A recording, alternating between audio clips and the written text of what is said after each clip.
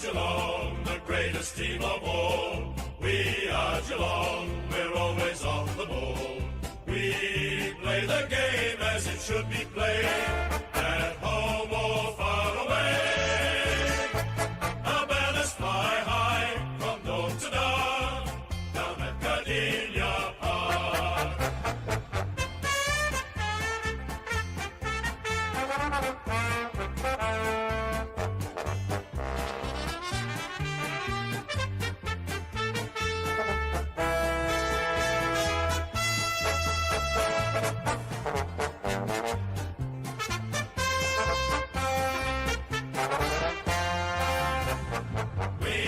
Geelong, the greatest team of all. We are Geelong, we're always on the ball. We play the game as it should be played, at home or far away. Our banners fly high from dawn to dark, down at 𝐴𝐷𝐸𝐴 Park.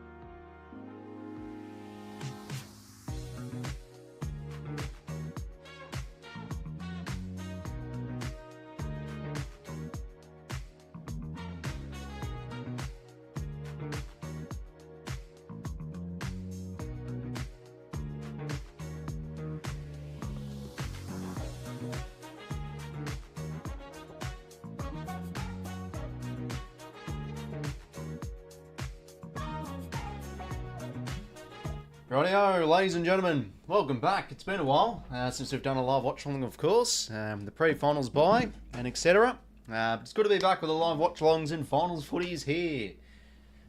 Says pretty much every single person that I've heard within the fan forums and media of AFL football. Of course, it's here. Thursday night, we start Port and the Cats. Of course, we are going to be streaming every live watch, every finals game as we always do. Except if, Sydney go far and maybe make the grand final, I obviously will attend. But no, it's good to have your company once again, gents. Really keen to see how this one goes tonight. I mean, obviously, Geelong coming into this one as the underdogs, but, geez, they've been the underdogs pretty much all season long. Not really many people had them for the top 8. Don't think many had them at all, really, for the top 4. And look at this, they just continue to prove people wrong. Simple as that. But yeah, Port Adelaide, mid-season slump. Questions on could they even make finals. Pressure on Kenny Hinkley. And, credit to him and his players. They've been able to turn it around, win some quality games, play a good brand of footy. And in second place, they were in the box seat, really, to push to a home prelim. And this surely has to be their year of making a grand final if they do win this game tonight. But yeah, Port definitely the side that's in the favour here, given the Cats are without Tom Stewart and Sam Cunning still hasn't come back into the team. Shane Mullen comes in for Tom Stewart. Charlie Dixon's in instead of Marshall for Port. I guess some supporters prefer that instead. But he can be a liability, so keen to see how he goes tonight. And Quinton Narkle comes in, who will be the sub. And yeah, big outs though for Port. No Houston, no Farrell for this final series. Keen to see how they go without them, because they're their prime movers for sure off half back. And yeah, we've had this matchup for quite some time. I think this is like the 4th qualifying final between both these exact teams in 5 years or something like that. So yeah, off we go again, I guess. But no, good to have your company, lads, in the chat. G'day to everybody. LT, Lol Cows, 𝐴𝐴 Intellectual, Cow, good to see you there, mate. 𝐼𝐗𝐿, Chip Dog, Sober. Hopefully going well yourself, mate. Giant, g'day, Rolls, Port by 22, I've Port by 14. Hopefully going well, Hobbsy. Fan of all the away teams, probably end up going the other way though. Port Brisbane, most finals with no rewards. Yeah, and probably Brisbane have hurt their season a wee bit with finishing just outside the top 4 once again. The last few seasons, like even in 2022, a good example, where they probably could have made the top 4. But yeah, that could easily be a team outside the 4 that really pushes to a prelim or goes even further. And how many do go out in straight sets? It's the question of the stream, bottom right of your screens, you know. Just improves the interaction of the stream, of course, so you don't have to actually answer it on the chat if you... I mean, you can if you want, but... no, there's always questions heading in the finals on who could go out in straight sets, given how even the comp's been. There could be 2, there could be 1, there could be none. Who knows, really? Nick 𝐓𝐿𝐴 𝐿𝐴, mates. Lads, don't get this final series struck here. The fact that Nick Nui, don't no idea who that is, mate. 𝐓𝐿𝐴 𝐿𝐴 and branded. Okay, so, by the way, lads, I don't know if anybody plays AFLW Fantasy. Thought I'd just quickly bring it up. 1185 from me in week 1. Marinoff, I captain. Charlie Rowbottom was my VC. And for trades, might bring in... I've got to trade at Too Good because you got injured. I don't know what I'm going to do for trades yet in AFLW Fantasy. But I didn't bother to make a league just because it's pretty low participation. But I've decided to give it a go once again, just like last year. There's Kenny Hinkley. How's he feeling? I've got to add in the Kenny Hinkley gift too.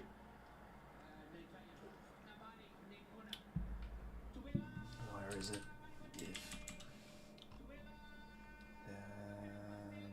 Is it this one?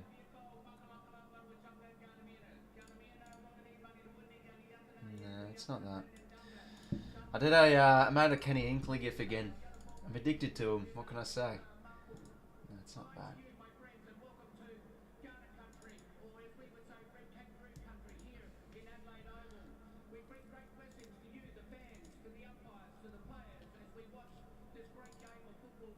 Nah, I can't find it. Never mind. Okay. Well, yeah, about to sing the national anthem, of course. It always gives you that, of course, shivers down your spine whenever you hear the national anthem, especially when you're actually at a finals game live. But yeah, big game. Big game.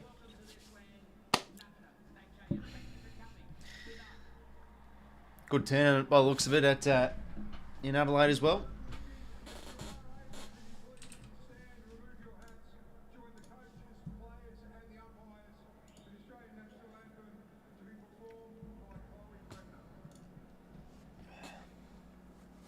Surely Port can make it this year. How many home finals can you lose in an area? Yeah, they have to. They're in the box seat, mate.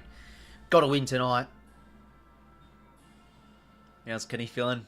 Oh, he's got the smirk on.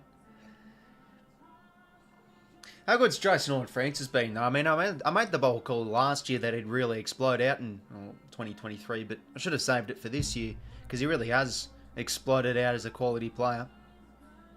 Logan Evans, too, he's played under, what, 10 AFL games? Been a key part. Especially with no Houston and Farrell. So, yeah, I mean, Burn-Jones, Bergman, we'll probably have to play on one of those smalls. You think he's an accountable player. Yeah, Burton, Bergman, Burn-Jones line up on the half-back line. That's probably the biggest weakness, though, for Port, I think. No Houston and Farrell. But, yeah, I'm interested to see what the Cuts will throw as well. No DeConing, no Tom Stewart. Dangerfield's the one that could really break the game open, though, for the Cutters, for sure. Alright, after the national anthem. Right, to never tear us apart. Get the scarves out, everybody. That bloke gets paid $2,000 per game for the return to country. Oh, geez, bit of coin. Not bad at all. Hopefully going well, 𝐵𝐵𝐿. Welcome, mate. How many Pepsi Maxes can Hinkley going to have tonight? Never tear up the tarps.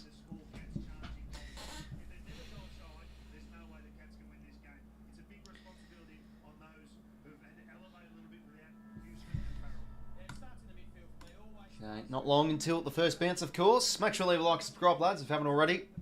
Streaming every finals game possible, really. Streaming every game this weekend too. I mean, yeah, I could have made the trip up to Sydney. But yeah, it's a bit of a trip. Save it for the prelim. Oh, I'm getting ahead of myself, aren't I? Should be a good game Saturday.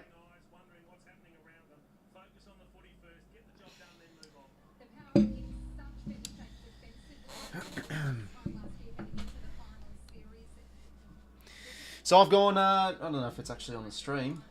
It'll light up eventually. I've gone Port by 20 points. I think they should be probably too much here for the Cats.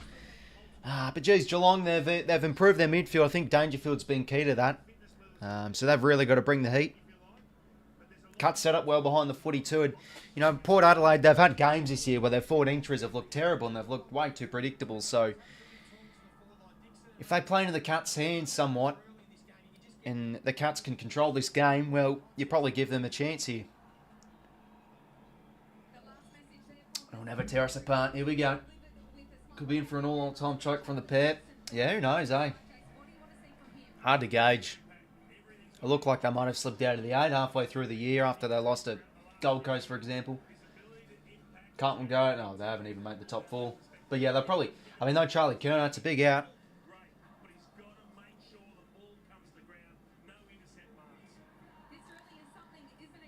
Yeah, it's a good sight to see. Nah, Tom Hawke hasn't gotten up. But this would be big for Geelong, though. If they win this, they could probably get Hawkins for the prelim final. But here we go, ladies and gentlemen. 2024 final series is about to be underway. It's still weird. Like, it feels so even. And you look at the top 8s like, geez, is this one of the more weaker top 8s in the competitions? Well, that's up for debate. But you still got to give the teams their flowers for making finals footy, of course. But here we go. It's a wide open race for this premiership when we start tonight. First qualifying final, the Cats and Port Adelaide. It's going to be a beauty. Home prelim final is on the cards for the winner. And we start off with a beautiful bounce. And the umpires decided not to rebounce it. And Port are actually going to get the centre clearance from it, if you don't mind. Willem Drews soccers it forward. 𝐵𝐶𝐞 𝐎𝐥𝐝 there. Or they're going to... No, he's disguised it well enough. Jeez, imagine if they've had that deliberate. So yeah, Willem Drew on Dangerfield. Pretty expected, to be fair. Wasn't 2020 final? Yeah, no, it's weird, eh? 2020 feels like... It felt like yesterday. It's already 4 years ago now. Grindmeyers now gets a shoe onto it. And that's going to sit nicely here for Shannon Neal. Been in good form, I think, the second half of the season, must be said. Low flat kick, does that fine? Dempsey doesn't. Burn-Jones cuts it off. Speaking of 2020, the 2020 All-Australian he was.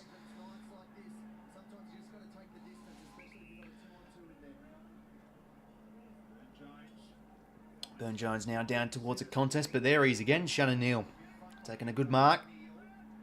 Plays on now, and he's going to pump it in here inside 50 to a spare, though. That should be all 𝐓𝐶𝐞. Oh, but he got a bit scared. He dropped that. Should have taken it. Alear clears it. That's going to come back. Max Holmes marks. Thanks, Grubbin Sharon. Appreciate it. Maxi Holmes can go back here. Probably one of the, you'd have to say, one of the best users for the Cats this season. Still feel like he was stiff not to make the All-Australian. But, there was quality across the half-back line for the All-Australian in general. So there was going to be a few players that were stiff to miss. Certainly impactful.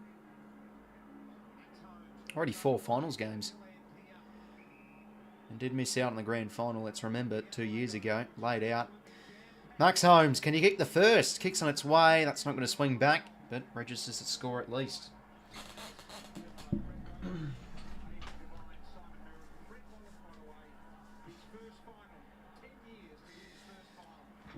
So Ryan Burton to kick it back into play here. But yeah, just that absence of Houston and Farrell. Just such good... Oh, look at that from Burn-Jones. Jeez, poor kick. But just the loss of them two just eliminates so much drive off the halfback because they're really creative users too. Can really kickstart some attacks. So with Burton and Burn-Jones back there, yeah, a bit of an onus on them.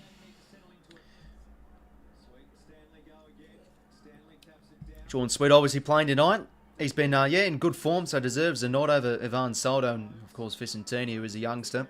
Max Holmes inside 50 again here for the Cats. Ball will sit. Stengel could attack. Soccer and goal. Bang. Something out of nothing there for the Cats. They get the first.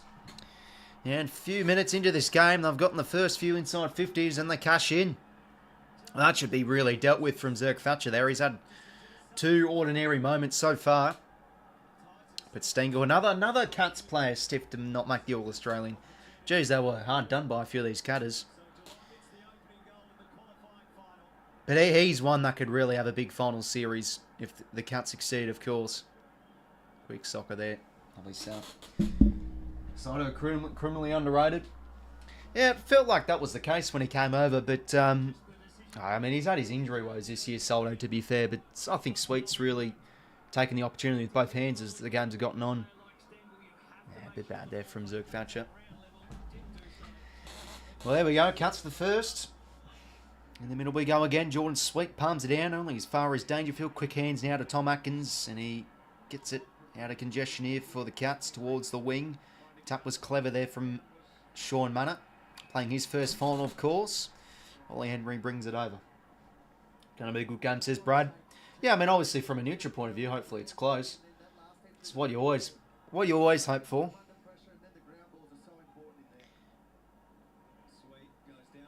Oh, jeez, I was just singing praises about 𝐕𝐴. Then he loses footing to Stanley. He gets it inside 50. Henry, good gather. Now to Jez. Now he can make the ball talk. Jeremy Cameron, snapping ball. Oh, he's kicked it. You are kidding me. Jeez, can we put goal of the years from final series? That is an unbelievable kick. Snapping ball on the wrong side, bending back. That is unbelievable. What a goal. How about this? Cats have come to play. How are we?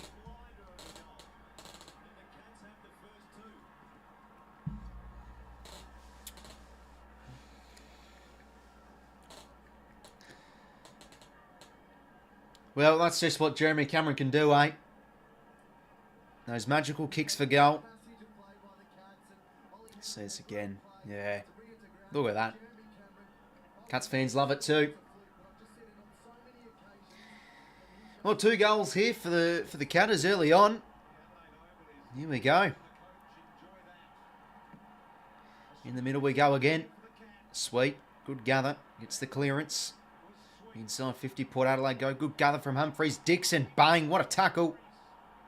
Not holding the ball. And now Atkins can clear here for the Cats. Towards the wing, Manor couldn't trap it. Bergman under it, good pressure and good tackle there from Henry, brings it over. Okay. So a few minutes in here. Cats already with the first 2. Oh, that looked probably a bit high there from Dixon. But it was a crunching tackle. It should be on free to air, Junior, if you've got access, or if you live in Australia, matter if you've got access to a TV. But starting next year, you can actually bloody stream Channel 7 games on 7 Plus with a new broadcast deal. So sit tight, mate. 𝐼𝐴, that's a good offloading hand pass to Mead, but too strong there. Holmes, quick hands now to Henry down the spine. That's an interesting kick, but it could open something up, or it could be a turnover here for Port. Or no, he's going to get absolutely swallowed up there. Burn Jones from Ollie Dempsey, the rising star. Brilliant year, is that Ollie Dempsey? He's kicked some lovely goals. He's had some big games too across the wing and half forward. And good tackle there. Tandem tackle, I guess you could say, from Wines and Butters. Yeah, it's going to be a big game now, mate. Looking forward to it. 𝐕𝐴 brings it down. Hands out from Bowes. Brune to Stengel. Now to Duncan. Almost lace out there to Cameron. Alir under the pump. That's good hands, though. Burn Jones to Boak. Snapping ball to keep it in play, and that will sit nicely for Jed McEntee. No, sorry, that's... Yeah, no, that is McEntee. I get them confused between him and Francis Evans. 𝐼𝐴, not going to be paid the mark there. Against his former side, of course. Now Zach Butters off hands in the bright boots he's got. But look at that. I mean, I've said this about Zach Butters. Just some of his kicks. He just waits them so well, the teammates. And Rioli now gives it. Who's that? Is that Ryan Burton? Don't tell me. He's going to kick the first for Port. He sure does. Bang. That's a beautiful response and a beautiful goal. Yeah, it's odd. No Dean Houston, no Kane Farrell, but you've got Ryan Burton back there. Let's remember, he is a booming kick. Okay, well, Port get there first. Put $33 on the Cats. Pray for me, lads, or hopefully for your sake you get up. It's $33. Be a good return, you'd think.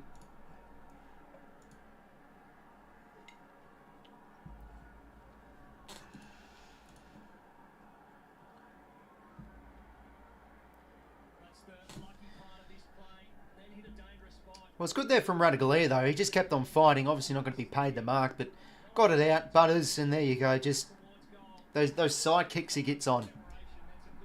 He can really disguise them well or put it out to a teammate so well too. And Burton goes bang. Lovely game, I'll see you. Welcome, mate.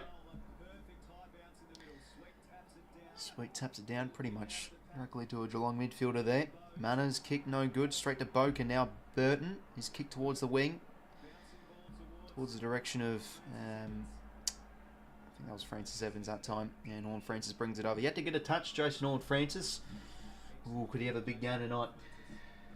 Crush the numbers, and it's better for Hawthorn if Geelong win. Can't the pussies? Yeah, because if Hawthorn... Yeah, I mean, if Geelong win this game, let's say, and if Hawthorn win, they'd play Port at Adelaide Oval, would they? Bit of a revenge game after dropping the, well, pretty much choking the game early in the season.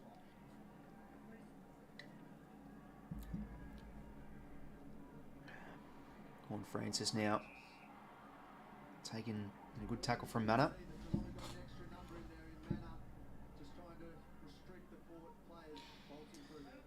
Rose's kick was smothered. Boak to Mead. And now he's just lofty kick into the corridor. Who's this going to sit for? Holmes. Lovely quick hands. Gives it now to Close and now to Duncan. Who's he got at the edge of 50. Cameron can chase after this one against 𝐼𝐗𝐤. Can't keep it in. Leaves it behind him. Ollie Henry's there though. Spins his way out of trouble now to Max Holmes. Towards the pocket. Oh, all alone here is Sean Munner. Jeez, he's worked hard. He was lining up in the stoppage and he's worked all the way up to the forward pocket to take an uncontested mark here and potentially extend the Cats' lead here. Now, it's the wrong side for a right footer, but could easily check side this one home. Or is he going to drop punt? Okay, he's going to go drop punt here. He's going to try and guide this one through. Oh no, he's going to the check side. There we go. And cue the Bronx cheese. He's missed. I feel like a lot of people tipping Swans and 𝐴𝐺 Dogs final. Yeah, there's been many different predictions I've been seeing. Say again, though, I don't think there's really a clear favourite for the premiership. I mean, odds-wise, it'd probably be Sydney, given we've finished top on the table. But no, there's a lot of dangerous teams. Anyway, Manor, chance again. Goals, bang, 7-point play. Oh, geez, the Cats have come to play. Winning the territory game early on here, and they've gotten 3 goals already to 1. But now they're retaining the ball in the forward half here pretty nicely. Start well. Sean made a few tackles, and now a goal.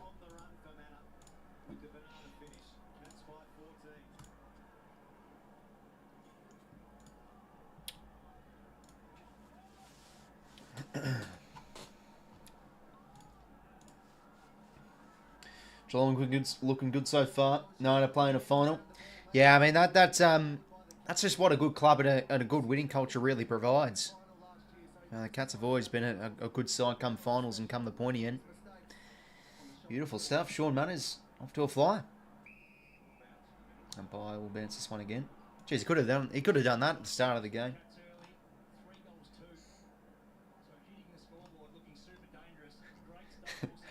Oh god. Jeez, how will those Port supporters be feeling at the moment? The ones that hate Ken Hinkley, that is. And out of the middle, the Cats go again. Bruin, short kick, that sits nicely here for Myers. He can find, yep, that will sit nicely. Beautiful kick, you could see Blitzar's working hard there inside 50. And is marked square in the chest. Oh, he's marked it in front, but you know, lace out. Cats just looking really cleaner though. Port have had the chances to get first possession, but fumble and here or there. And no, they're looking pretty schmick with their ball movement in and under the Cats. And 𝐼𝐻𝐿𝐴 can kick the Cats 5th here. But he's going to swing that one across the face and hits the woodwork, actually. So 15-point margin.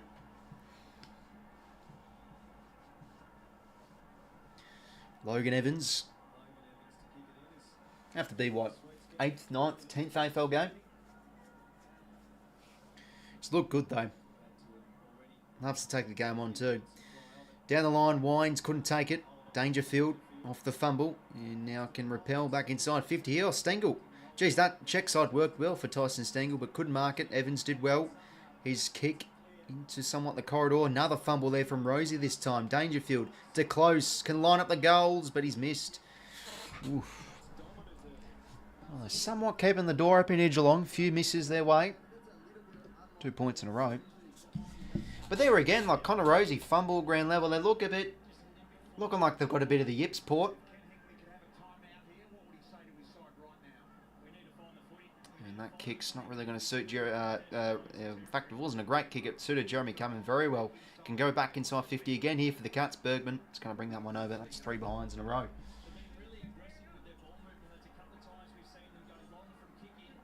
Cats used to be slow starters. They're opposite to that now. Port will come. Yeah, I mean, Cats have had some big fast starts this year. I remember against the Swans, for example, they came roaring out of the gates, looking like a reversal of the game, the reverse of the game last time when the Cats and Port met down 𝐓𝐴. Port absolutely blew them out of the water, and it only was what, a 5-6 point margin or something. Peter, hopefully going well, mate. Welcome. Ball up here. And the Cats forward half. Rosie gets it forward. Burn-Jones. Wine's going to get a holding free here. Gives the hands now to Rosie. He can lure in the player, and he does. Gives it now to 𝐓𝐴. Coming off the wing. His kick, no good. Doesn't really find a target there. Wasn't in the trajectory of Radaglia. Now the Cats can work their way, or horseshoe their way, I guess, out of the 50, but they come in the corridor. Good kick, Jack Bowes now. In midfield, he's got an option over the top. Shannon Neal should mark, and he does. They're picking apart Port pretty well here. And now he's going to go inside 50. Can they find a mark? Henry's good overhead, couldn't take it. Rosie, got to be clean. That's nice hands. Gives it to Evans and check sides his way out of there, but that kick's not good. Drop mark from Bruin. He goes head under. He's going to win the high there. That's reward for going in and under for the pill. Yeah, he had to go down to ground level 2 there. Oh, good mark, Miles Bergman. Good quality player, and he wants to go corridor here. That's risky. Wines did well, though. They've got to go here, Port. Willem Drew, who's he got forward of the ball? He's just going to have to trust Radaglia here. In fact, that could sit for Rioli. Good spoil from Colajanzi, but it spills to Rioli here. His chipping ball. Chance for Georgiades misses. Well, they've worked their ways end-to-end pretty nicely there, Port. Made a bit of a meal out of it, but got a shot on the board. But only the one score. Or one behind, I should say.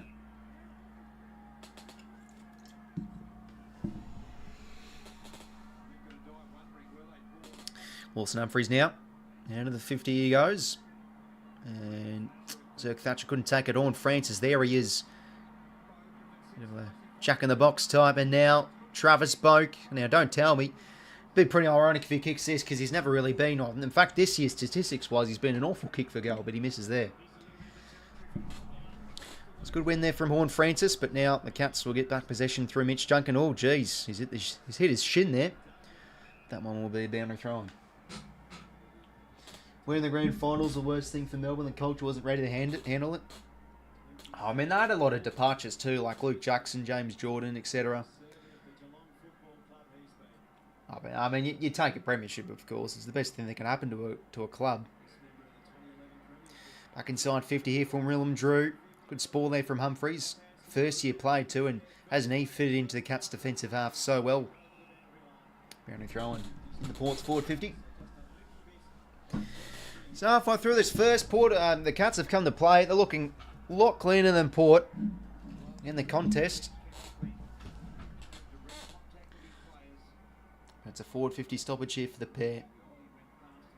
𝐴𝐵𝐿𝐼's out now to 𝐿𝐴 laid in. Wobbly ball. No one can trap it except for Burne-Jones. A nice measured kick there to Rosie, and his kick inside 50, no good. He's a quality user usually, but just couldn't hit out. Ollie Wines there. Now Zach Guthrie, underrated player. And how about that well-weighted kick to perfection for Grind Myers, and the Cats could be on the loose here. He's going to go to a one-on-one. Henry keeps it in front against Bergman. The spin move was good enough against 𝐼𝐴𝐶. Now Duncan lofts it over now to Paddy Dangerfield. Who can he find? He's going to gain every metre he can and launch, but he puts that one out in the full. And three, Negan, hopefully go well, mate. Welcome. Well, that's definitely been the case, C1, a few games this year. Not trying to death ride them or anything, but they're just giving pure facts.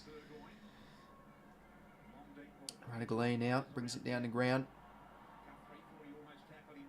I can't tell if that's 𝐸𝐿𝐼 or Evans. Who's in the blue boots?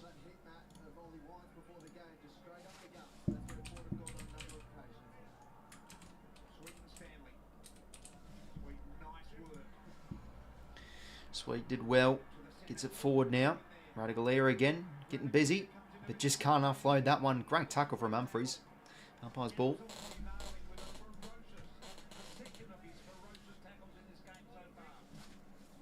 Don't really have a preference, to be honest, Peter, mate. On Francis wasn't being held there according to the umpire. And how about those hands from Dangerfield? Mullen now out to Close and out to Guthrie. Can measure his kick and find that man, Machine Mullen. Hands again, nice. Max Holmes, can he hit out this target? Of Ollie Henry, he sure can.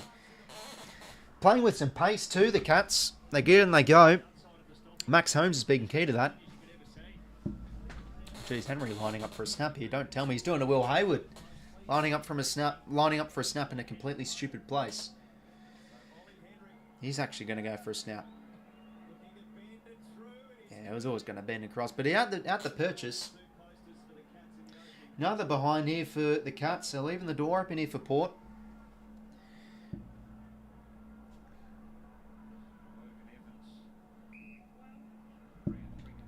Now 𝐴𝐶 out towards the wing. Who will this sit for? Horn Francis. Good gather in front. Spin move his way out of trouble. He goes back in board. Not the greatest hands though. Sweet goes in and under. Very well done from the big boy, but his hand's not great either. And advantage here. It was a free for Humphries for a high contact, and now back inside 50. The Cats go from Sean Manor, but there he is again. Miles Bergman, good intercept mark. This chair's bloody squeaky, by the way. Might have to fix her up. Down the line now from Bergman. Sweet keeps it in front. Good ground level pick up there from 𝐼𝐴𝐶. Butters, good spin move. And how about there? There it is. That kick again, that can really break open up the play. Oh, Francis Evans, how's he dropped that? Needs to go in again. He does. Gets it now to Wines. His kick towards a one-on-one. Too strong. 𝐼𝐴𝐶 against Ollie Henry. Oh, not Ollie Henry, sorry, Jack Henry. And he can get a response here for Port Adelaide. This is a much needed goal to get a bit of scoreboard pressure going and make the Cats pay for a few behinds that they've kicked in a row. Well, there it is. Zach Butters again. Just great vision. Kick probably had a little bit too much hang time, but to be fair, everyone should be marking that. But they make it work. And good one-on-one mark there from 𝐼𝐴𝐶. It's been good this year, I feel, 𝐼𝐴𝐶. Coming from an ACL injury, he's been pretty productive. Now, well, you'll probably miss now, given I've sung his praises. Of course he doesn't. Good goal. Does the job. 2-goal game. Sorry, 10-point game. Good quick maths from me once again. Can anyone confirm Port is finished for another year? Now, geez, there'll be plenty of supporters wanting the head of 𝐚𝐿𝐼 if that's the case.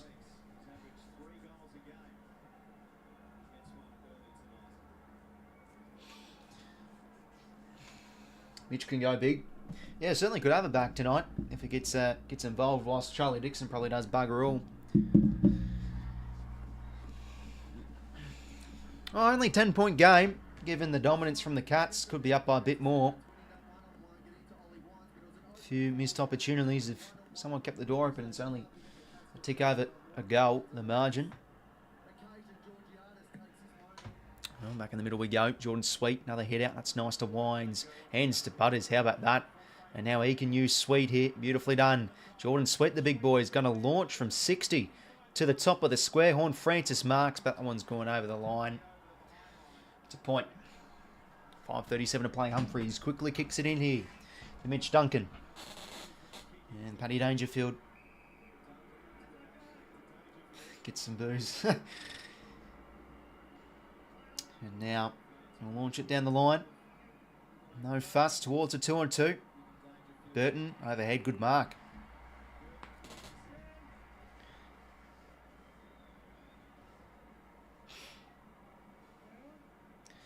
So Ryan Burton now goes towards the contest. In front, 𝐼𝐻𝐿𝐼, good mark and quick hands now to Drew. His kick to 1-1. Horn Francis out, one out. Couldn't take it though, but he keeps on hunting. And the dribbler kick is through. Jason Horn Francis gets the Port supporters up and about with that. 3-point margin. Just so strong, this man. Hard to beat 1-on-1. Keeps on fighting. Gets a quick, gets a little grubber kick away, but it's home and it's true. I'll turn a row here for Port Adelaide all of a sudden. Only 3 points.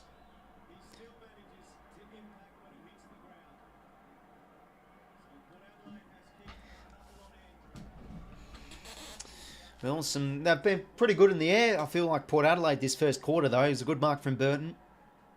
𝐼𝐻𝐿𝐼 in front. And quick hands to Drew. One out. Horn Francis. He almost took the thing initially. You just paddle it to his advantage. Quick grubber kick.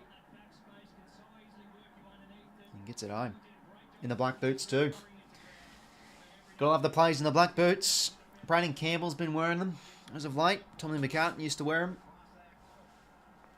Yes, and I always have to make it about Sydney, don't I? Anyways, Port, few goals in a row here. Only 3 points. Connor Rosie now gets a soccer away here for the pair towards the edge of 50. Evans loses footing. That's well done there from Guthrie. His kick now towards the wing. Cats wanting a settler, of course. And the pink boots as always. Dempsey gives it to Holmes. A bit of a nothing hand pass, but it works here for Manor. Stiff arm was nice. His kick to the edge of 50 will be swallowed up again by Port Guernsey. Lockie Jones this time. Short now to Zach Butters.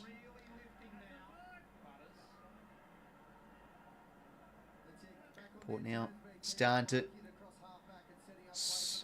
shift up a gear.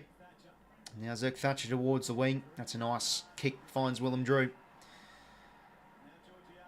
Bit more confidence in their ball movement here, Port. And now 𝐼𝐻𝐿𝐼 can set up inside 50 here. Jordan Sweet. Oh, geez, he could have flown for that. Decided to opt out last moment. Rosie, good tackle there on Brad Close. Umpire's ball. So ball up here just on the edge of Port's forward 50. Sweet, another hit out. Couldn't trap that one. Burton, now Max Holmes, no fuss. Boots it out of there. Cameron competes. Good spoil down. And now Burn Jones hits it back the other way. Forces backsies at the moment. Stanley now dumps a kick forward. And going to be free here for the Cats. Holding free. Going to be Shaw Manners-Pill. He's getting involved this first quarter. And that one will sit nicely for Brad Close. Goes back inside here to Bowes. And he can hit the lead. Jeremy Cameron left alone a little bit too much there. And definitely has the range from here to get a response for the Cats.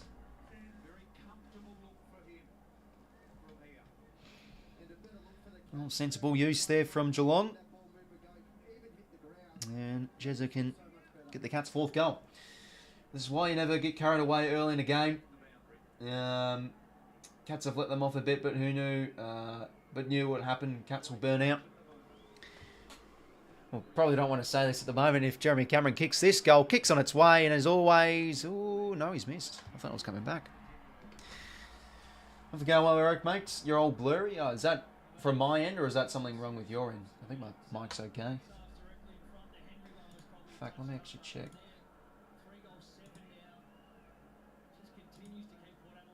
Oh, bloody hell, hold up. I don't think the correct mic's actually been used after change at quarter time, is it? Not sounding quality. Yeah. I don't know. Wait, let me have a listen. This has happened before. Anyway, Logan Evans now in midfield. Stanley take on the corridor, a lot more Port. This is what they're good at. Quick end-to-end ball movement through the guts, but now they go to the pocket. Good mark there. 𝐼𝐗 just sits that one up in front. 𝐿𝐴𝐶 𝐵𝐿𝐴 and a good mark from 𝐼𝐗. Okay, let me have a listen.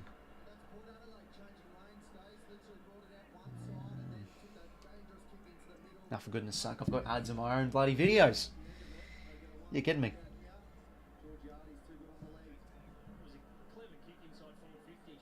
That sounds fine. Yeah, I don't know. Probably something on your end, Eric, mate. But good to have your company, of course, as always. 𝐼𝐗, can he kick his second here? He's had a good first quarter. Taking some important marks up the ground. And inside 50. Oh, good side, good error for right footer, but that's not going to come back. Across the face. 3-point margin. So that Guthrie now. Minute 18 to play. This has been a good first quarter. Cats came roaring out of the gates, but Port started to get a bit of their mojo back and have responded. Oh, good mark there from 𝐓𝐡𝐞, if you don't mind. Back with a flying almost. And can pump it back inside 50 here for Port. Have they got someone in the air again? Horne-Francis almost. He's had a few almost marks so far. Holmes under duress out of the 50, and that's a good mark from Tom Atkins. And half back. Yeah, it could be that too. Maybe if your internet's not great, you know, the auto quality will be set to 480p. Atkins now, short to Tanner Bruin.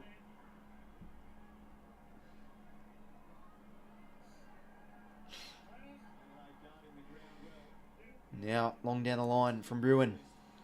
Oh, Dixon arrives. And, Henry, though, did well to hold on. So, 30 seconds. Cats, maybe one last chance. And he's going to go deep towards the contest. Blitzarves. Oh, could have taken the mark. To Stanley, now to Stengel. All alone here, Sean Manor. He could kick a second here if he's clever. And that kick just can't find a teammate. And that's marked from Burne-Jones. And he's hurt a bit, Burne-Jones. Good courage. But should do the sensible thing, run out the clock. And that will be that for the first quarter. 6 goals already. A few misses from both sides, of course, but still got like a bit of a cagey affair. Oh, and Kenny Hinkley's got on the headphones.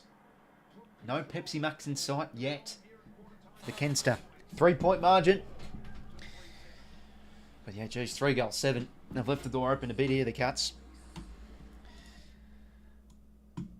Okay, well, 3-point margin at quarter time. Thankfully, as a neutral, this is looking like it could be a beauty. Come on, Port Adelaide, good day to you all. Hopefully going well, Albert. Welcome, mate. Yeah, it could be the case, Eric. Who knows? Or you put it exactly spot on, sober, mate. Hopefully that's the case. Would love to see it. But anyways, yeah, Cats have started well here. They're winning the inside 50s by 3. Winning the clearances too. And yeah, especially in the first 10 minutes or so in that first quarter, they were just looking a lot more cleaner. Like Port had a bit of the yips early on. You know, Max Holmes and Bruin and Bowes. Dangerfield too, he's let off the chain a little bit as well.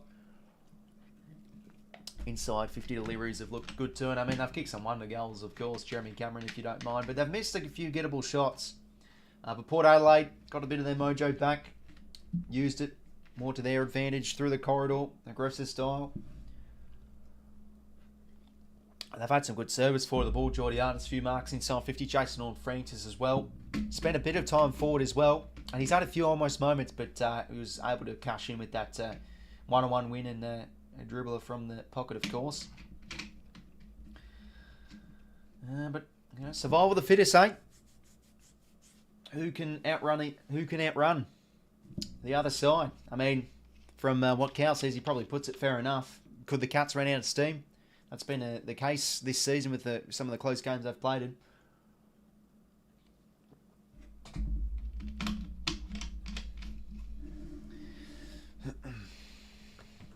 Who do you think are the biggest threat for Sydney these finals? Probably, I don't know, any team, I guess. I mean, the Giants have the Swans measure for finals, but the Swans match up well against them, though. They've beaten them twice already this year.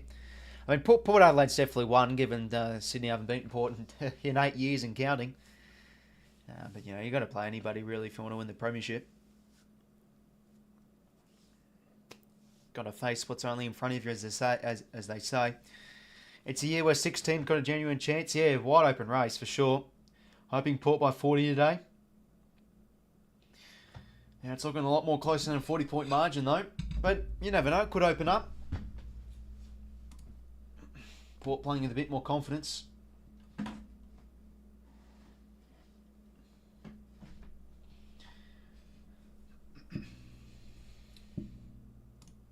Anyways, let's have a look at the play stats. Who's been off already? Well, yeah, Shaun Manners probably been one of the best on ground.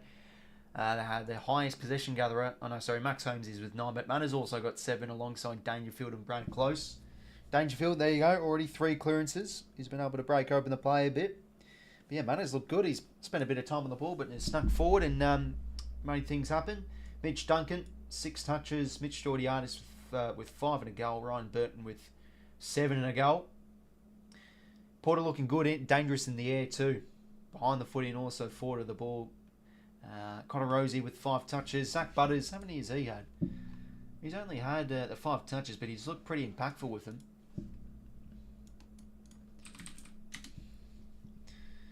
Off the go well, Mitch. Welcome, mate. Only team I think has no chance in the blue. Yeah, I mean, with Curnow out, that probably makes it a bridge too far for them. But they were able to knock off the Lions early in the season, back in opening rounds. So see what happens.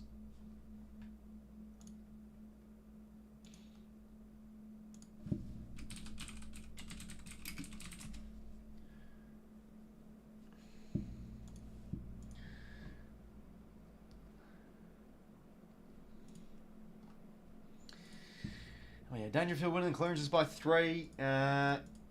Score involvements, Brad Close with 5. 4 for Max Holmes. 4 intercept possessions for Burn Jones. He's looked pretty good back there. And contest possession leaders, Burn Jones with 4. Dangerfield with 4. Ollie Henry with 4. So yeah, not really many midfielders getting high possession early on here. It's been I think a wide open game. Either end of the ground a wee bit. The ball's moved pretty fast in. The ball's moved pretty fast too. Not really high amounts of stoppages either.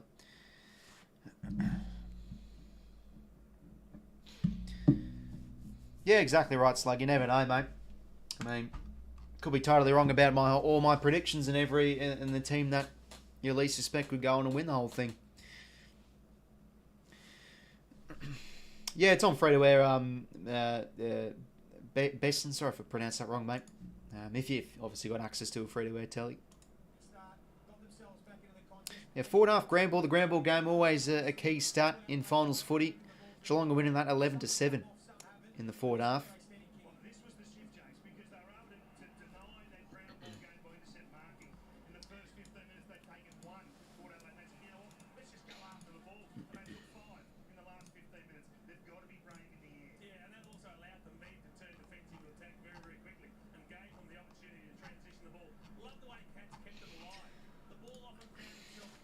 So players return to positions now for this second term.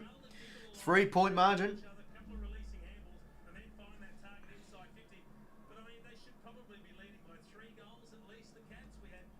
But yeah, still feel yeah, it's an odd one. Like Port, I think have done well to claw themselves back into this game, but margins flutters them a little bit. How's that goal from? Oh yeah, it was an absolute beauty, Pro Legend. Couldn't believe it. Especially from that range as well, a left footer on the wrong side. You're snapping it from that range. It's a thing of beauty. All finals are free to air, unlike Premiership season games. Yeah, like the grand final isn't free to air. Oh no, sorry, it is, but you can't watch on 7+. But yeah, all finals are free to air because it's all on Channel 7. Have to go on, Big Gaza, mate. Let's go, Cats. Hopefully I get it for your sake, mate. I've started pretty well. Nope. Close game we got here. Cats by 3. We're entering now quarter number 2. Max Holmes again. Possession number 10 coming. This is probably where they've had the wood over the Port, though, early on this game. They've been a lot cleaner in and under. And they go inside 50 here. At the back, Stengel for his second. Going to through at the back there. Stengel was loose. And that's what happens sometimes when all your defenders overcommit for the same contest. No one's at the back. No one's manning up on the small. And once it goes over the heads and you've all overcommitted, well, bang, it could be done.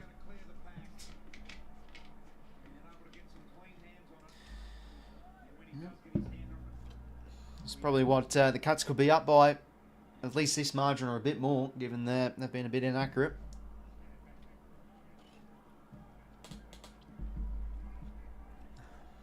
And just like the first quarter, they've also kicked the first in the second. Yeah, a bit of a nothing hit there from Jordan Sweet. Didn't really put that in an advantageous position for Butters. I mean, he was probably expecting he was going to run after it, but Max Holmes smartly read it. Yeah, just no Port defender could read the drop of the ball there. Sweet. Another not great hit out. Stanley intervenes. Burton attacks it well. Atkins wraps him up.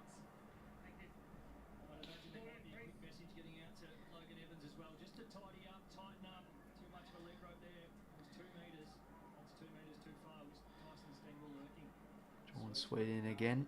Ollie Wines. Brownlow medalist, of course. What, 3 years ago, I think. Been tackled there. Another ball up.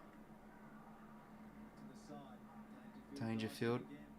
In and under again. How about that for hands?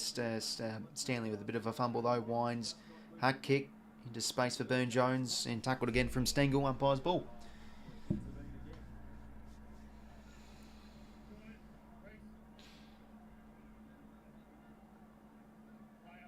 It's a better hit out there from Sweet and Butters. Good vision to Drew and now to Burne-Jones. Getting plenty of the pill. 𝘼𝐿𝐴 marks out on his chest. That's a good kick.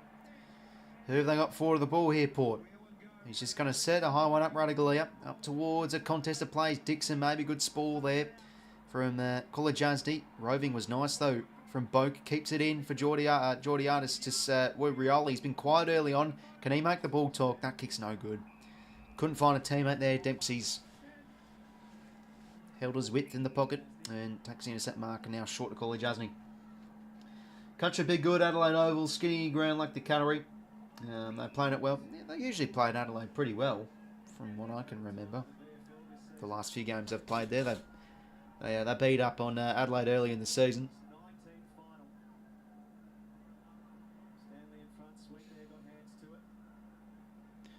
Sweet now, bit of a nothing hand pass, but how about that? Finally, about time one of them actually work. Boak now inside 50. Dixon almost with the one Port, just can't pick it up. Goes in, head under. Same with Evans, but tackled from 𝐸𝐿. Forward 50 stoppage here for Port.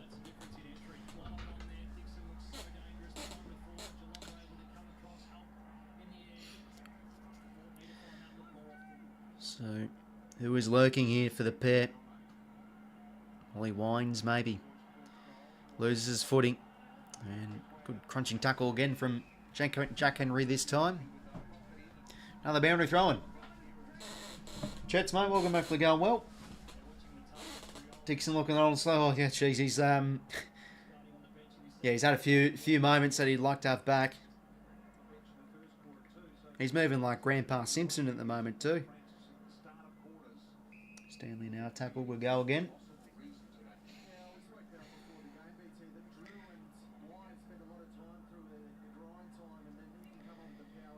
Sweet now wins the hit out again. Well, he's a bit of a fumble and fell over himself, to be fair. And buzz ball. 450 stoppage here for Port. Slap forward from Rosie. 𝘼𝐿𝐴, good aerial jump, keeps it in front. Nice hands. Oh, good gather from Drew, but the hands weren't so great. Myers tackled, meeting the sandwich there.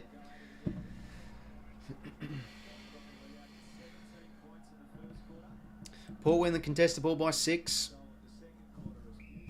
And Bew's tackled. Number of stoppages already this second quarter. No one can get it free.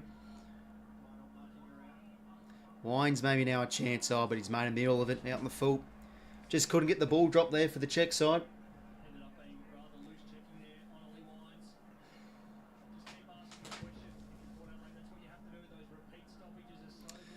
So, Jack Henry now to the 50 for the Cats. 𝘼𝐿𝐴, that's a good mark. The former Swan, of course. Oh, jeez. How I miss him. Sets it up here inside 50 for the pair. Can Dixon fly again? He can, but he wasn't even close. Ollie Wines now gets it forward. Buddy's maybe on the end of it. Well done from Guthrie. Good composure. And Dempsey and Guthrie work with each other to rush someone over the line. So, 8 points now the margin. Wines is going on Mooney's. Amy Clangers. Well, that's what. Isn't that on the bounce or something? It's a good kick. But Holmes couldn't mark. Boundary throw-in. Horn Francis on the bench.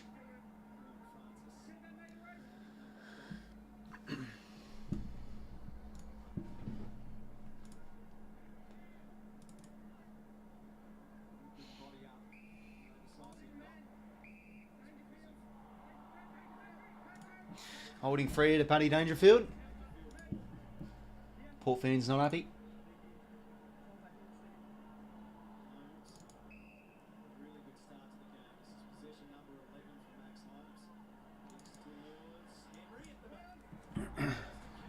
Anyway, ball now out the back here for Jeremy Cameron. Gives it out to Myers. Centering ball. Can he hit out? Almost Neil there. It was well done from, I think that was Francis Evans to get in the hole and just boots it out of there. 𝐼𝐴 overhead. Couldn't take it, but competed well. Horn Francis off the bench. Bang. Makes a good tackle. Umpire's ball.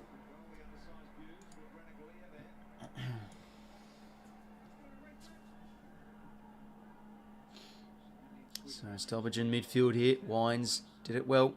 Down to Boak. And players have fallen over here, and now 𝐼𝐴 can get on the end of it. Offloads it out to Georgianis. Willie has time to snap a goal. And he gets it. Back to 2 points. Port respond. It's a goal apiece in the second quarter. Well, geez, 𝐼𝐴 I feel like has had some key moments in this first half early on. He's won some crucial one-on-ones. Competes well. And I found the GIF. How's 𝐓𝐶 𝐎𝐥𝐿𝐼 feeling? Oh, he's getting out the pom-poms, of course. Oh, God.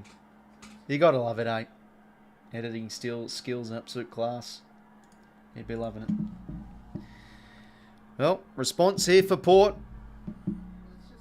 I mean, Dixon had at least a good thing to push out his direct opponent, I guess, of Zach Guthrie. And some good hands there, but yeah, you can't leave 𝐼𝐴 alone on an island. I don't really mind who wins, Max. I guess Port Adelaide to get my tip correct. You know, you want your finals predictions to be pretty schmick.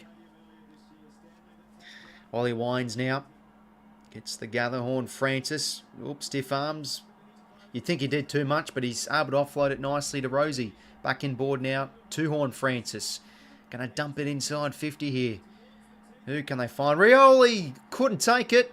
And Jed McEntee puts Port in front off hands. Well, really, Rioli couldn't take the fly, but it fell into the lap of Jed McEntee. And he's a whipping boy, of course, for Port Adelaide usually.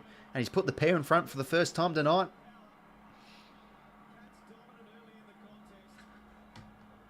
Well, that's better out of the middle for Port. Their stars getting involved there. Horn Francis, how about that, though? Stiff arm takes on a tackle. Looking like he could be pinned, but gets it out to Rosie. Gives it back to him. High ball up. Good to mark it, of course, Rioli, but it was good roving nonetheless from McEntee. I feel like Wines is building into this game too.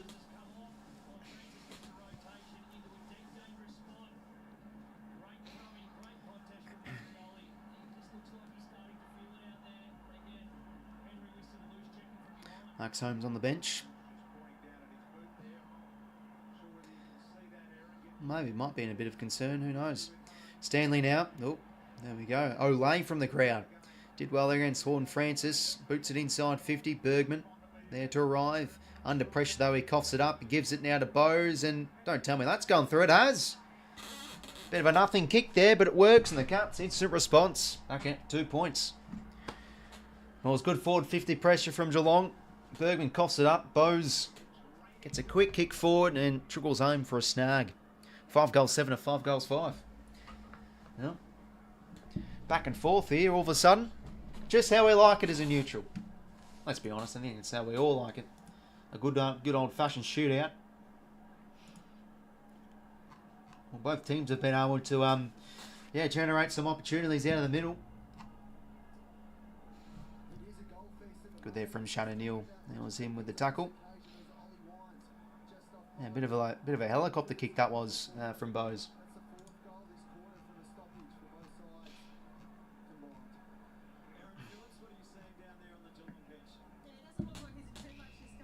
Umpire bounce that one again.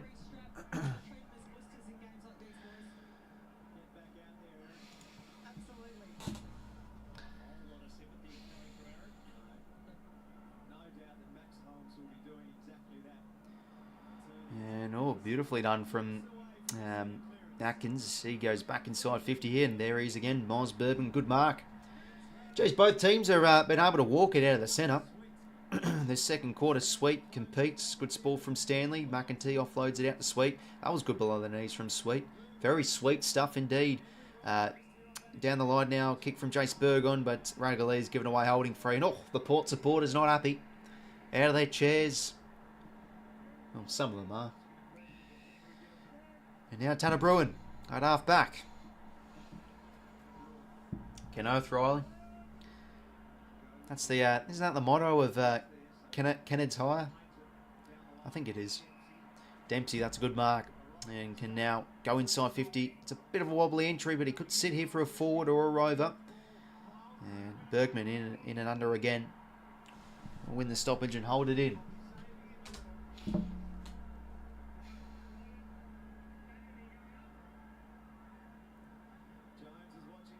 Sweet now hits it down. Ollie Dempsey. Just going to snap this one round the corner and almost, beautiful roving. Something out of nothing. How about that? It was like a pinball machine there. Just bobbled and it falls right in Ollie Henry's lap. Right spot at the right time. He extends the Cats lead, I should say, out to 8 points.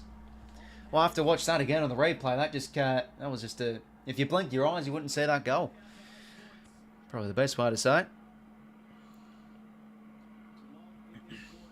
Well, now the Cats are starting to...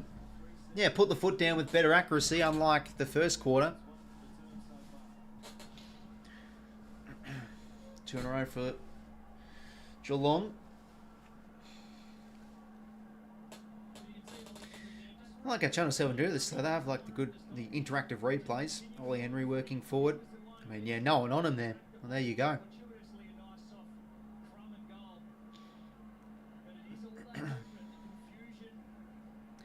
Well, geez, he's even shocked a bit that one fell right into his lap. 2 in a row for the Cats. Charlie Dixon to do a bit of head-up work against Stanley. Oh, no, sorry, that's blitz halves. They look the same from an angle, okay? And again, out of the middle, the Cats go through Bose. Manor offloads it now to Grind Mize. His stubbing ball's not great. And 𝐓𝐴𝐻𝐿𝐴's able to intercept mark.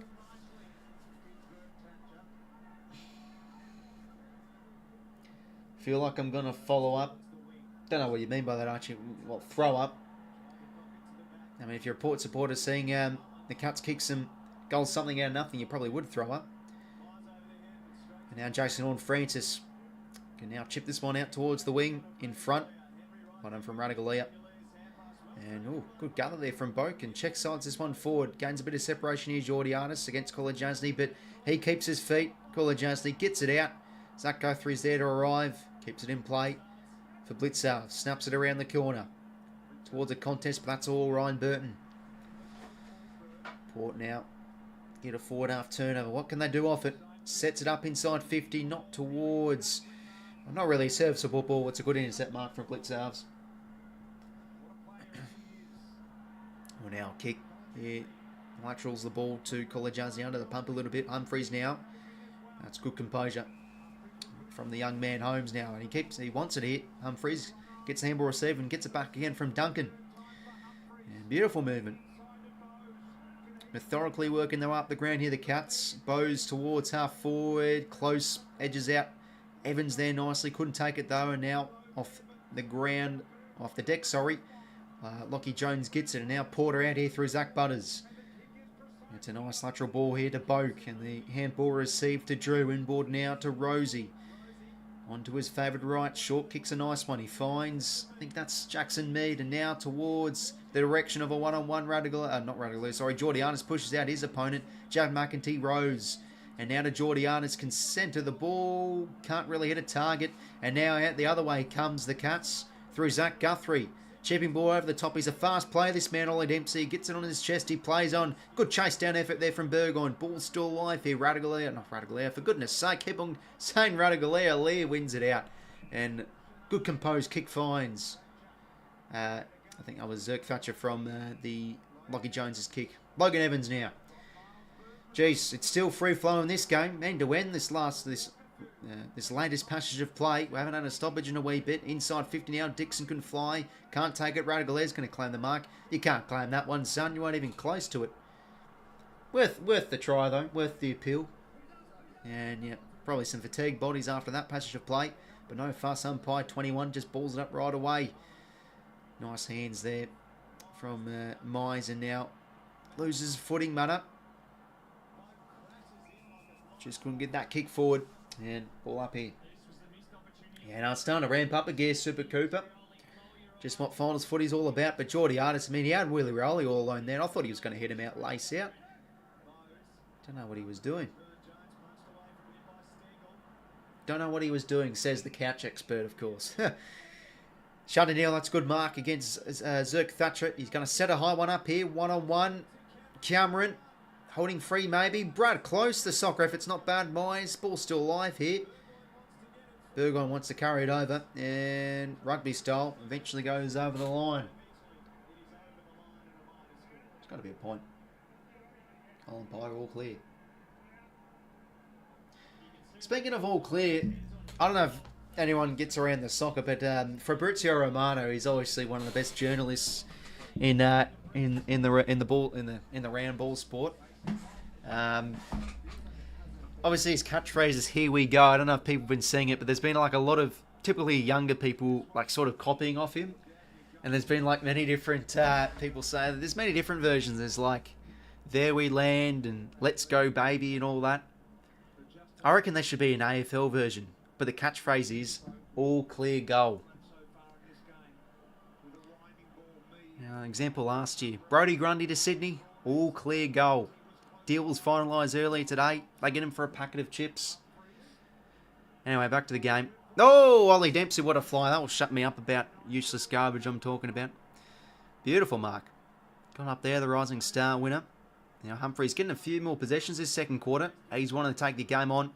Geez, he can kick on both feet, this man. And that will work. Shannon Neal gets out in front. Good lead, good grab, and this will be a good goal if he can convert. That's a beautiful mark. Here's Burgoyne there as a step ladder. Who's, I think he's beaten Burgoyne quite convincingly on the wing. Bit of a Lockie Whitfield type with his kicking, though. Lawson Humphries able to kick on his left and his right. Shannon Neal.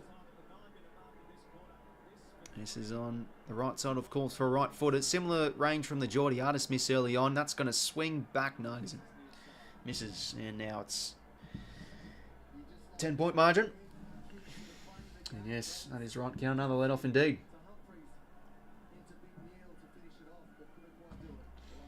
Soccer is just long distance with the ball. Too much running. Yeah, well, in comparison to AFL, there's a lot more running in AFL, obviously, because it's a bigger ground. I mean, you run about, I'd say, what, 10 kilometres in soccer for a full game if you're playing 90 minutes. Umpire's ball. Insurance for goal accuracy. Sweet, hits it down. Players go after it. That's good win from Rosie now. Drew did well. That's into space now for Boak. He can go the short option, but instead goes deep here to a 1-1. Rioli, maybe at the back here. It's a good sport from 𝐿 Cuts defence looking pretty settled. Obviously work very well as a back six. 30 hits, 11. So Jordan Sweet's winning plenty, but a lot of them not really going into advantageous positions for his on-ballers. There we go. You see, there we go. Right down to Atkins. Could have grabbed that one out of the ruck, to be fair. He had enough separation. That one's going to sit here for Stengel.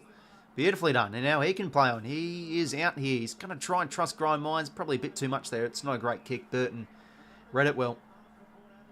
And now he can go and find a short option of Francis Evans. And now 𝐼𝐻𝐿𝐼𝐻𝐿𝐼𝐻𝐿.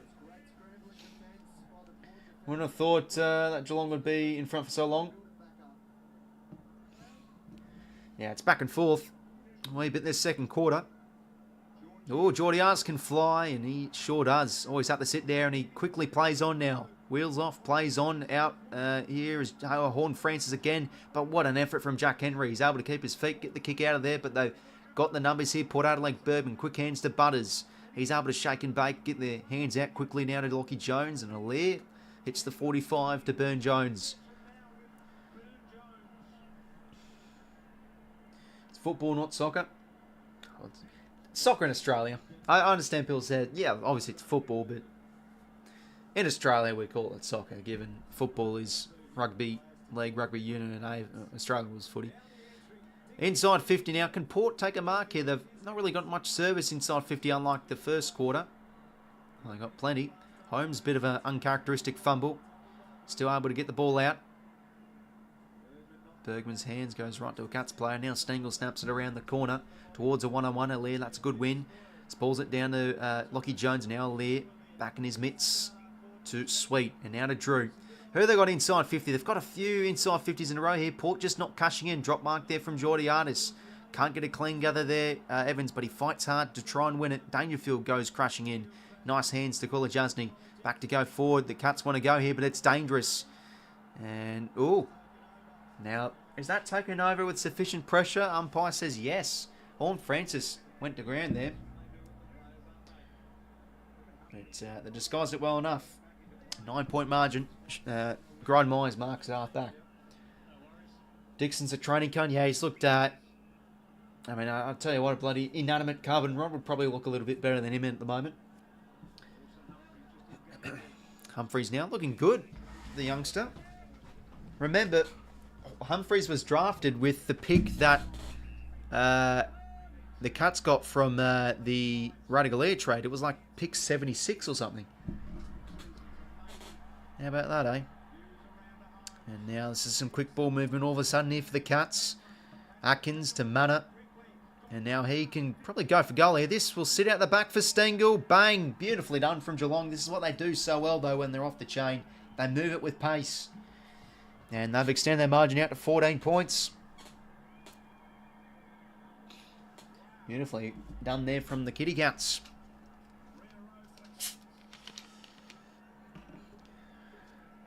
Three snags in a row, of course, as well.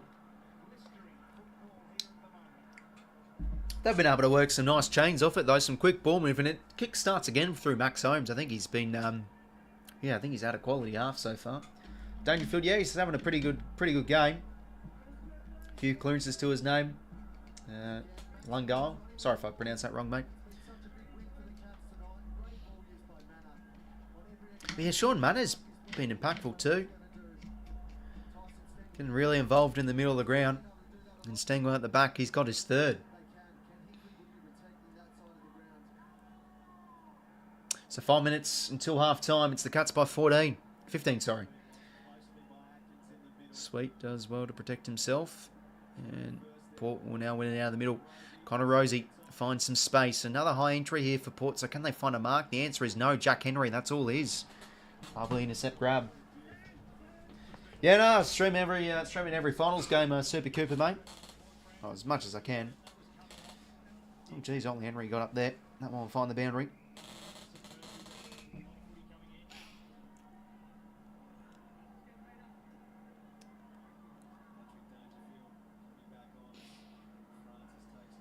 Oh, there's the Pepsi Max for Kenny. Oh, he's eventually going to come out soon. Oh, poke there. Not really a smart kick, knowing that one was most likely going to be smothered, but they still work it forward, though. And off hands again, the 𝐶𝐻𝐿𝐼𝐻 just able to win it. And now through Atkins towards the direction of Henry. Almost paid the mark, but couldn't take the whole thing. Dangerfield now. How about that? Cuts him open like a surgeon's knife. Holmes, not Holmes, sorry. Close gives a hands. 𝐼𝐻𝐻 can sneak it home, and he does. It's 4 in a row for Geelong. Beautifully done. Oh, plenty of cat supporters, of course, made the journey over as well. Even on a working school night too. No, but beautiful hands there from the 𝐶𝐻𝐿𝐼𝐻. Dangerfield, though, that's why he's the difference maker for them. Just how he's able to break free of congestion. Archer's back. Still got the pace as well for, what, 33, 34-year-old? And they're able to work with some uncontested hands there. It's good movement, good work rate.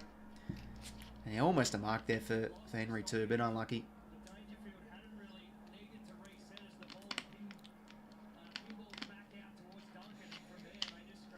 Sneaks it home. Very well done from 𝐼𝐚𝐭𝐞𝐬. Well, Port need a response here for their sake. Margin's now ballooned out to 21 points. And this is probably what the margin should have been at quarter time. Horn France is going to get a holding free here.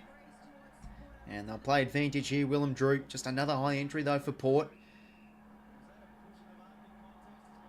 I did say this at the start of the game. If Port have this very predictable ball movement like they've showcased this season, the Cats can really get the game on their terms, and they've moved it well.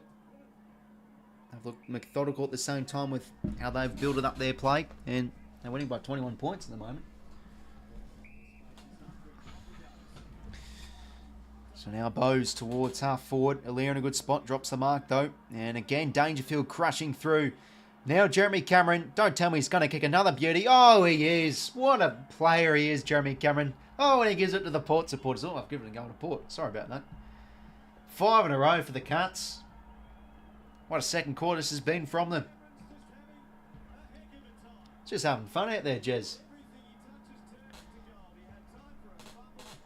27 points this is now out to.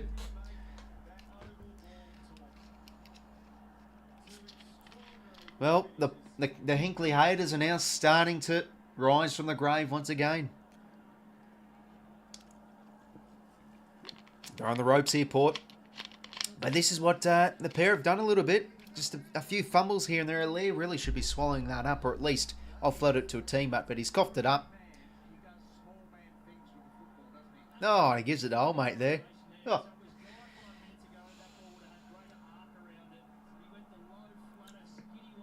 I wonder how Cummins is feeling too. He's probably at the game. I don't know.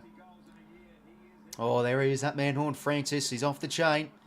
Now, he's lowered his eyes there, but he just can't hit out the target. Bowes with the intercepting kick, and Horn Francis. Good strength there, one-on-one. Now, has he got the leg here? He's set shots. He really gets the lollipop style, the big loping kicks.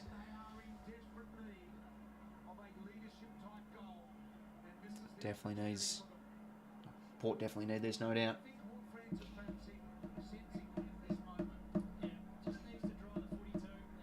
Seven touches, 5 contested, a goal to his name.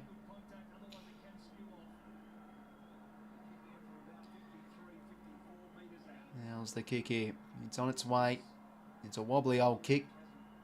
Could have been marked from a teammate, but it's gone over. Another behind here for Port. Just the 2 goals to show for it, whilst the Cats have kicked 6.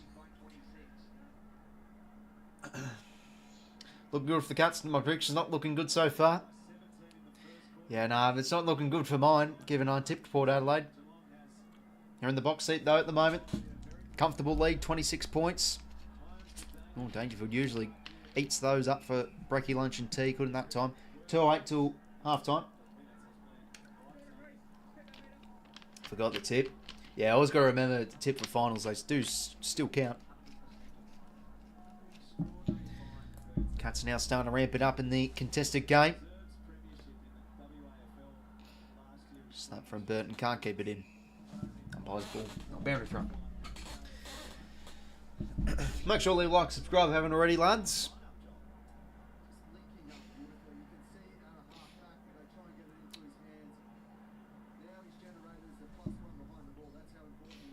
Sweet now. That's a better hit out to Rosie. That kick around the corner. Just not finding many answers for the ball all of a sudden, Port. And that's a good tackle though from Mead. Chicken wing tackles, so Bowes couldn't get rid of it. And now Jackson Mead. And Ryan Burton marks.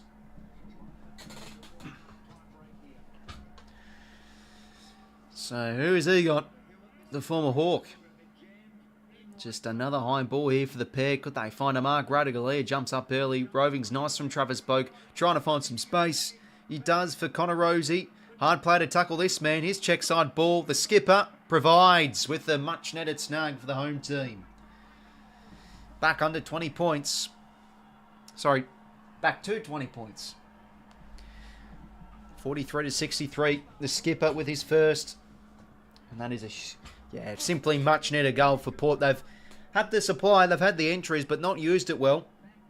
Haven't really had many winners in their forward 50, but good stuff there from Boak. Good awareness from the oldie. And Rosie always hard to tackle. Lovely kick for goal as well. Port mids as a collective unit need a response too. Cats have been able to walk it out of the middle on many occasions this quarter. I mean, yeah, Spalls there from Henry right down the Boak.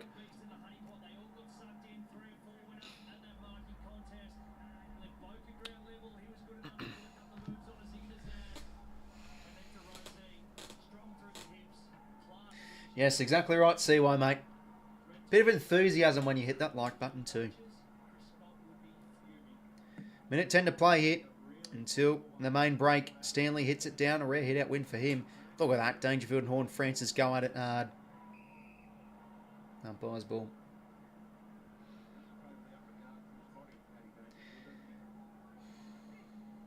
Had a big half. Paddy Dangerfield, of course. Stanley, that one goes down to Evans. Snap kick round the corner. Humphreys through his hands there. And Mead, another good tackle. That's two good tackles he's had in the forward half this last minute.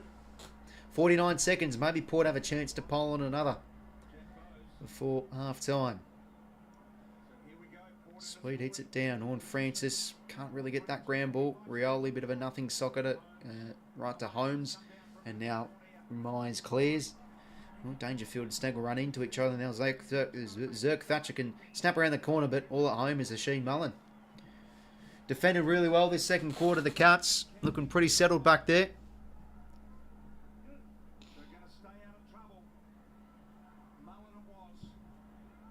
Off hands again. They find a winner. Sean Manor, that is. And now Bruin. That one's going to push the boundary, but Alair was too strong there against Cameron. And that's going to be all that for the first half. So the Cats, beautiful second quarter. They kicked 6 goals to 3, and they have got a 20-point margin at the main break. Some of their ball movement, I think some of their winners in the forward 50 have been the difference that second quarter. They were able to win out in the middle really well. And they just, when they don't have the ball, they set out really well in defence, and they've been able to slingshot, I think, a slingshot against Port Adelaide really well too. Have a look at the stats for half time. 35 to 31 inside 50s in favour of Port. Well, there you go. So they won the inside 50s for that quarter, but just weren't really creative with it. Winning the clearances, winning the contested ball by 6, Port. But the Cats have really been able to catch them off the break, and with some quick handball chains and a bit of pace on the ball, they've been able to generate too. 45, 46 marks. 7 marks inside 50 to 3. There you go. Port only 3 marks inside 50 from 35 inside 50s. Well, there you go. It's not looking very efficient from them. 37% efficiency inside 50. And the Cats have 54.8. So that's a big telling tale off the first half.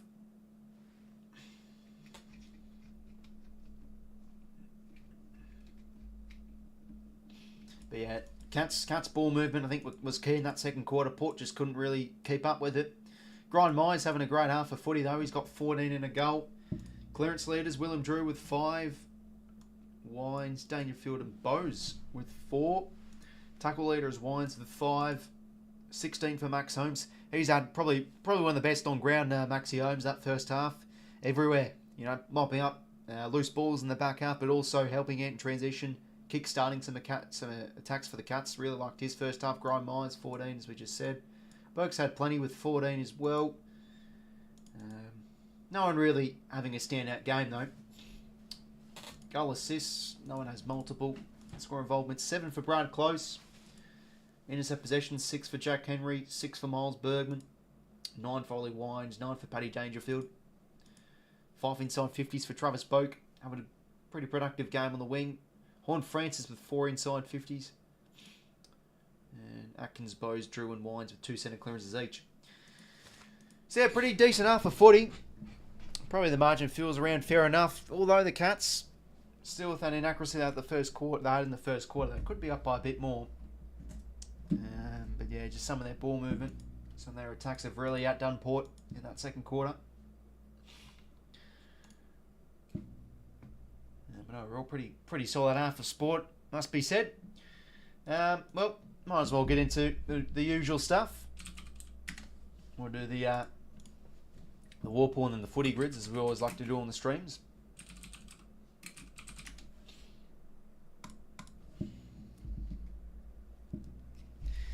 Didn't expect Geelong to be doing this good.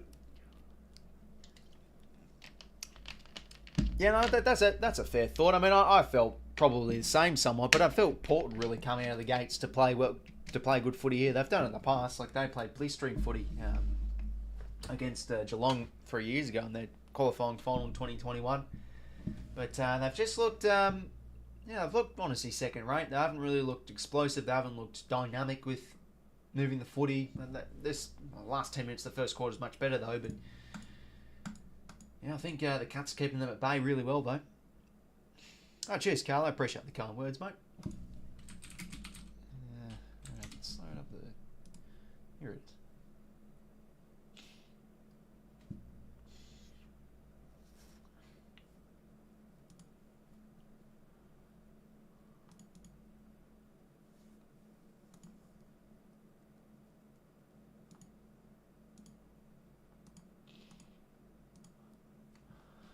Okay, so yeah, we'll start off as always with the Warple. Yeah, Port's midfield not as good as I expected so far. Yeah, it's probably fair enough. They've been somewhat quiet. I mean, Butters has only had the what? He's been good with it, but he's felt like he's been quiet. I haven't really noticed him much.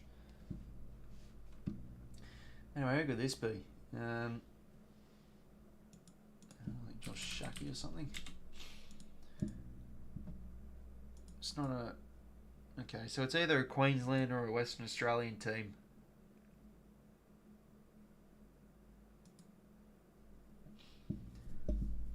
Can't be New South Wales, can't be South Australia, otherwise this would be yellow. Not a key forward, as either red or blue. So it can't be Fremantle, could be West Coast. Like 𝐼𝐗𝐿𝐴. Not him. So it's going to be a Queensland club then. Medium defender. No Ainsworth. Yeah, there we go. Beautiful. No Ainsworth it is. 3 guesses. Sometimes get on one, but yeah, well. Not the case there. Cats, Hawks, Swans, Lions. Yeah, I think a few people, if they could, would be changing their tips. BG, mate, hopefully going well. How are we going? How good are the Cats? Oh, mate, they've had a blistering half of footy. Been loving Shaun Martins and Paddy Dangerfield's halves, especially. Stengel already 3 snags too. They're looking dangerous. Defensively set up pretty well that second term too, and blowing Port out of the water as well. With some of their quick ball movement too. Port probs end up making crazy comeback in the fourth. Well, it was what? It was 15, 20 odd points in the first quarter, and the Port came back within a goal. So you never know. Well, that Jezza goal been go? Oh, it'd have to be up there, Benji. It was a crazy goal, especially for a left footer on that side of the pocket. Well, that side of the ground. It was unbelievable. Okay, now I did notice something when I loaded this website. It said the finals fantasy is here. It's like a new game or something. Pick the top 5 scores each week for AFL finals.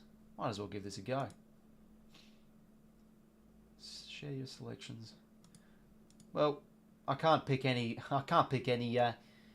Cats or Port players, which to be fair might not be a bad thing because it's a pretty low possession game. Might go. So you got to pick 5. Might go Goulden. Tom Green has good games against the Swans.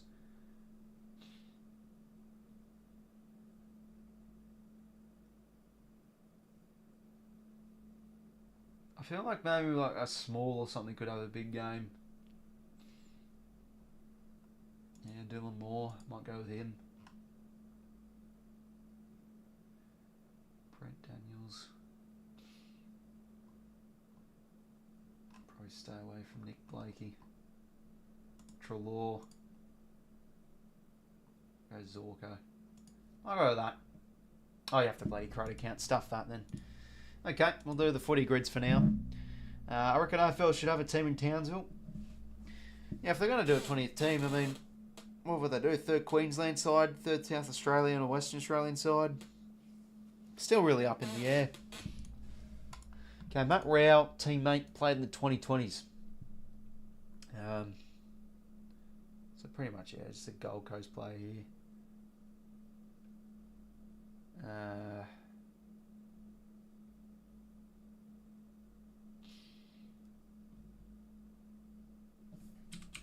Just go with Sean Lemons. Played in the 2020s, 𝐓𝐴 teammate.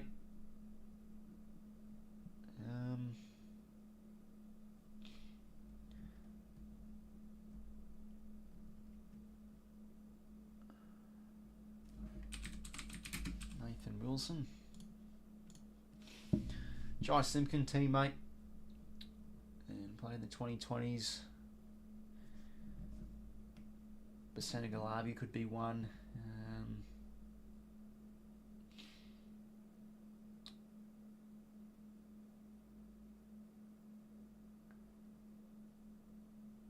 Curtis Taylor.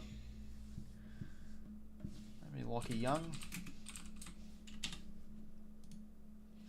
1%. 30 touches in the game. Matt Rao, teammate.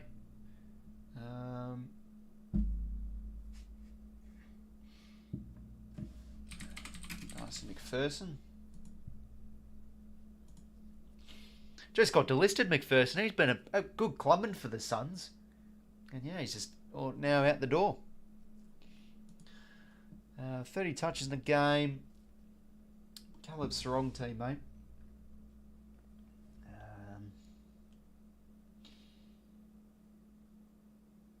Maybe someone from half back.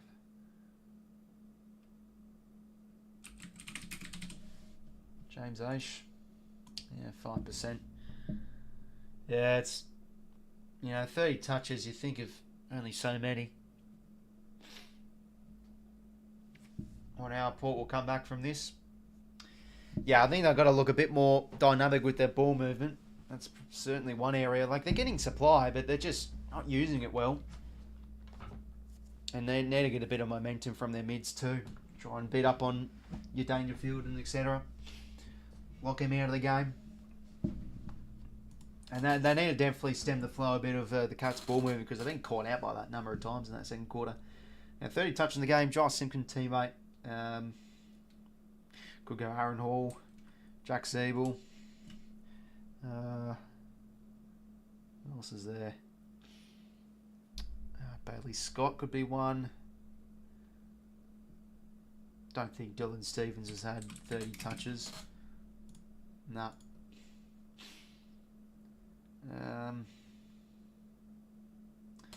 Try to think of like the most. I thought McPherson would be a good one for the Suns.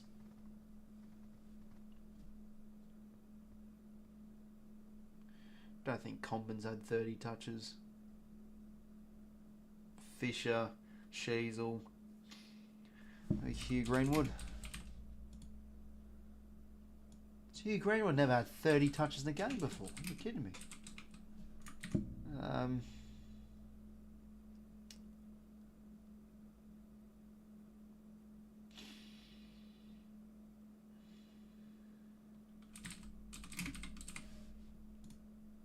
Damn. Shouldn't have gone with all. Should have went with someone else. Double-digit Guernsey. Matt Rao teammate. Caleb Graham. Unicorn. Lovely. Double-digit Guernsey. 𝐓𝐴 teammate. How do you spell that guy's name?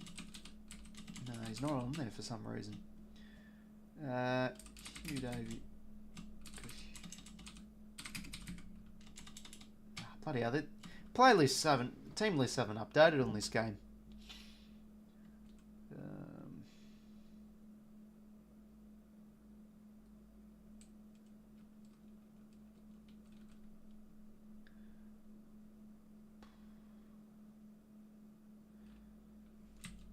Can't go like Cooper Simpson.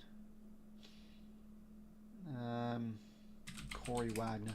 Let's go with him. And finally, Josh Simpson teammate. Double digit Guernsey.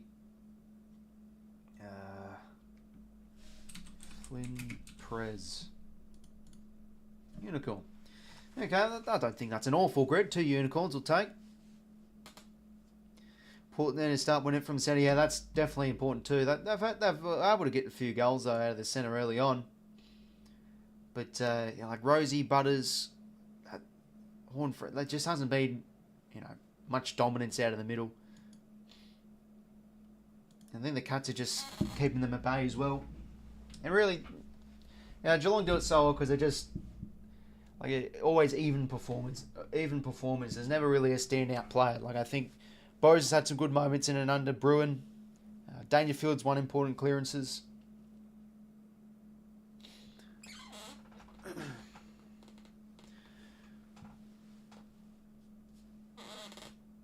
But yeah, I think ultimately just how they've moved the ball's been their biggest threat. And yeah, able to finally kick accurately, unlike that first quarter. Port's 10 finals games. Brendan Lade. 2%. Geelong 10 finals games. Gary Rowan B1. No grand finals in 10 finals games. Oh, jeez.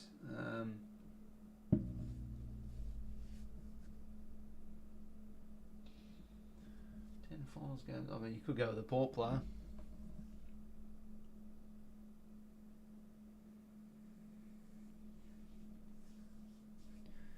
Oh, it's good to hear, Cal, that your overdrive was a good chap.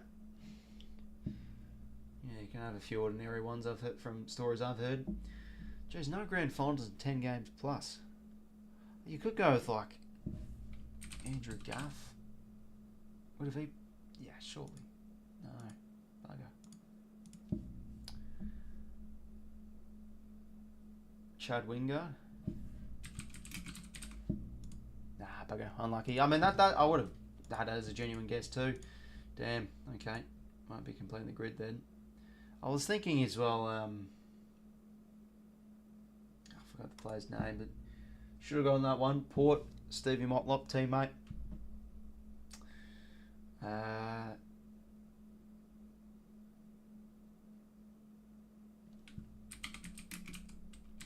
Brad Ebert. Port, no, sorry, Geelong and Stephen Motlop, teammate.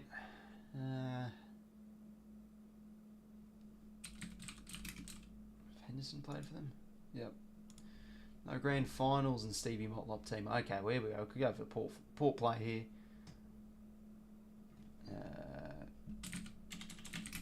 Sam Mays. Port and 1+ goal average in finals.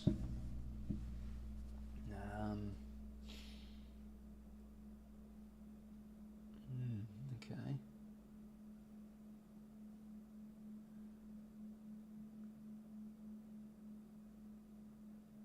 Maybe like back in the day or something. Justin Westhoff.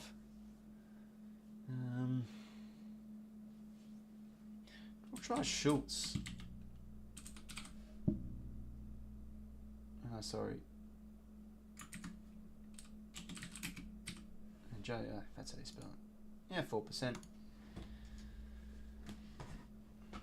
Geelong in 1+ goal average in finals.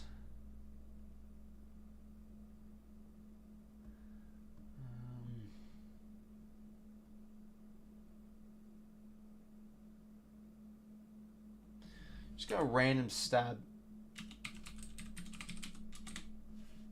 in the dark. Go Peter Riccardi. Nah. Thought it could be one. We stuffed up the grid anyway. No grand finals and 1+ goal average in finals. Oh god. Another no grand final one.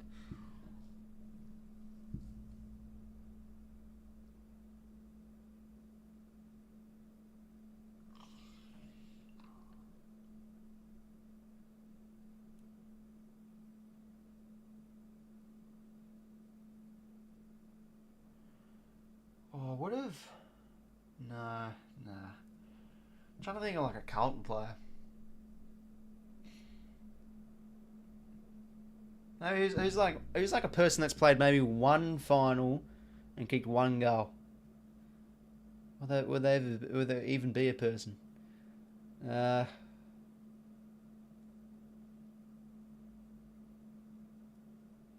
jeez, we'll go.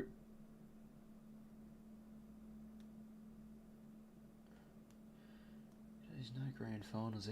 The thing is, when you think of players that haven't played a grand final, you think of players who have played in grand finals. So it messes up with your brain a bit.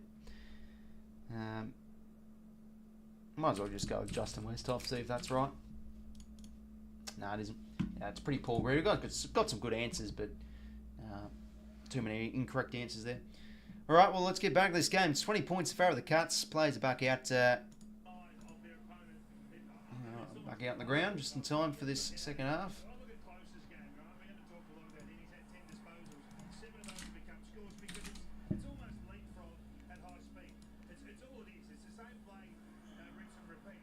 But yeah, Smalls have been busy too. The Cats, Stengel and Close. I mean, Close, I think I checked, at 7 score involvements, and Stengel's got 3 goals from 8 touches.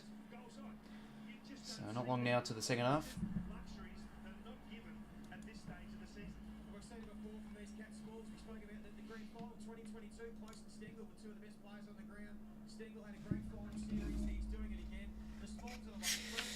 Well, there we go. It's going to be the Cats by 20 points.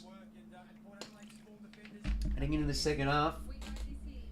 Quelled, Port Adelaide star factor plays pretty well, feel like, in that first half. They need a lift, though, from their sake. Just think the Cats' even performance all across the park have been key, especially some of their smalls too.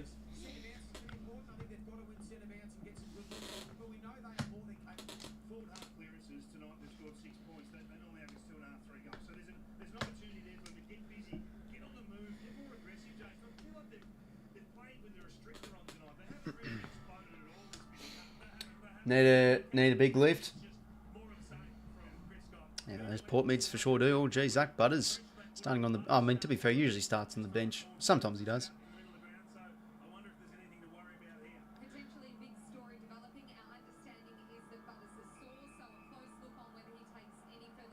I mean, wasn't Zach Butters in doubt for this final?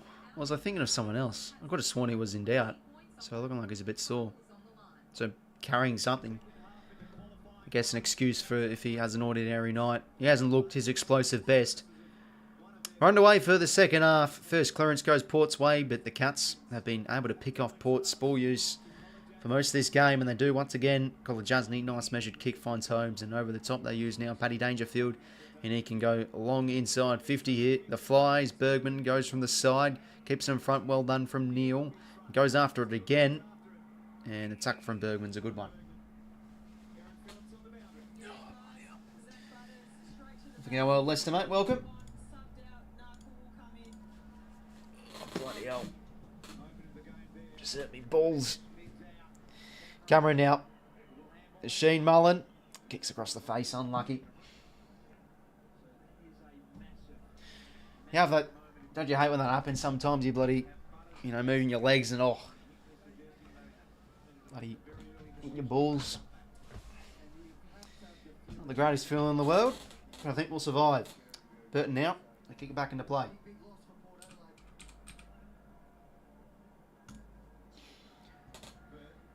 Lear couldn't take the whole thing, but recovers. Snaps around the corner. Bit of a nothing kick, and Zach Guthrie. That's a great mark. Underrated player, Zach Guthrie, eh? Just plays his role every week very well. Jeremy Cameron now. Corridor option on. Sean Manor had a busy first half. And now goes inside 50. Who are the flies? Maybe Henry, Shun and Neil almost at the back. Dangerfield, how about that? Beautiful aggression on the pill. Gives it to Dempsey on a platter for Jack Bowes. I mean, that's what Paddy Dangerfield does. Those hard ball gets. Just how he can dive in there. Look at that, bang. And just quick hands to Dempsey. And that could be the influence to it. Cats goal here, which will be the first second half. So 2 weeks off and he's... Yeah, I mean, I swear I heard, though, in the bit up to this game, he's going to be apparently laid out if he couldn't get up. Anyway, 𝐴𝐥𝐼𝐴's right in front. Gets the goal. So now it's a 27-point margin. And, oh, geez, Butters is subbed out. Oh, yikes. They're saying good. Now it's sore.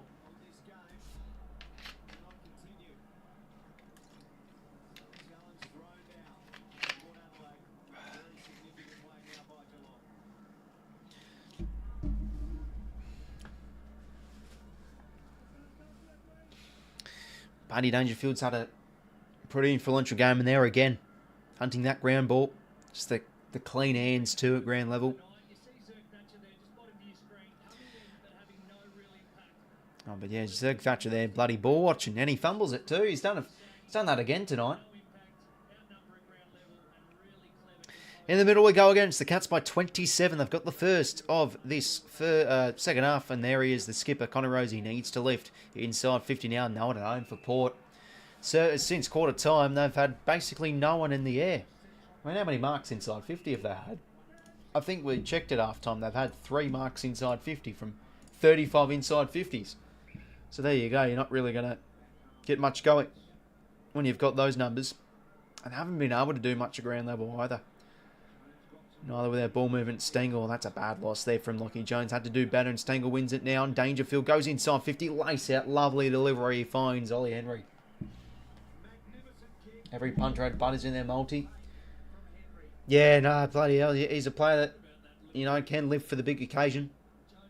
But we did, I did say on the tipping video, surely this is the year like the Port mids as a collective unit lift. Because I feel like, you know, Port's midfield and finals hasn't been the absolute best of what it could be.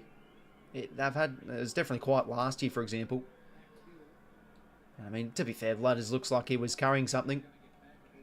And hence why he's out of the game.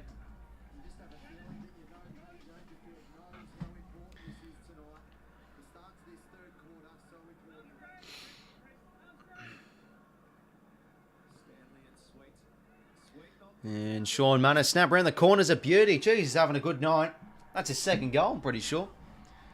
Lovely stuff off the stoppage. The Cats now extend their lead to 33 points. Now turning into a bit of a blind here. Jesus, yeah, he's still bloody quality. Absolutely quality. Let's see his numbers. Been a little bit on the ball tonight as well.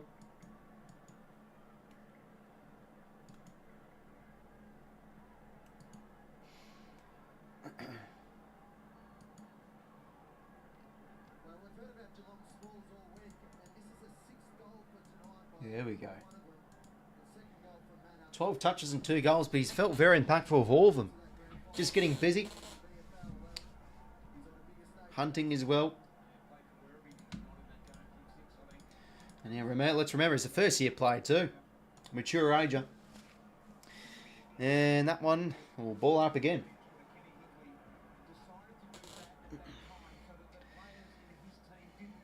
The Port need to rehaul their midfield next year. It's looking like going to be another finals performance from them where it's just not like themselves. Don't know what it is. It's just a big enigma, Port Adelaide.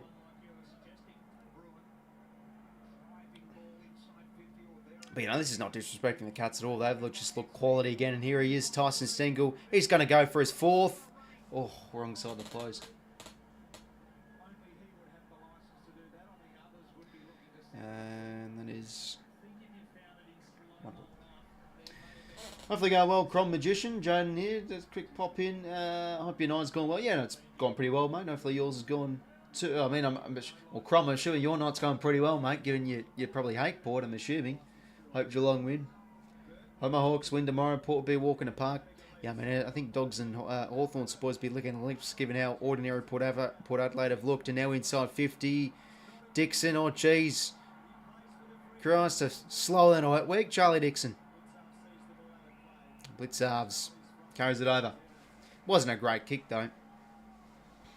But he's got to be faster than that.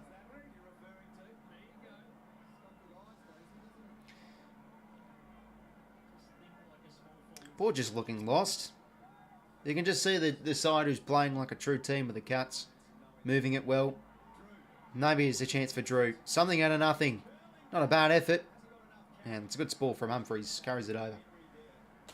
Spoils it over, I should say, sorry. One of those Crows fans that don't hate Port, but the fans can get a bit over the top. Yeah, that's understandable, mate.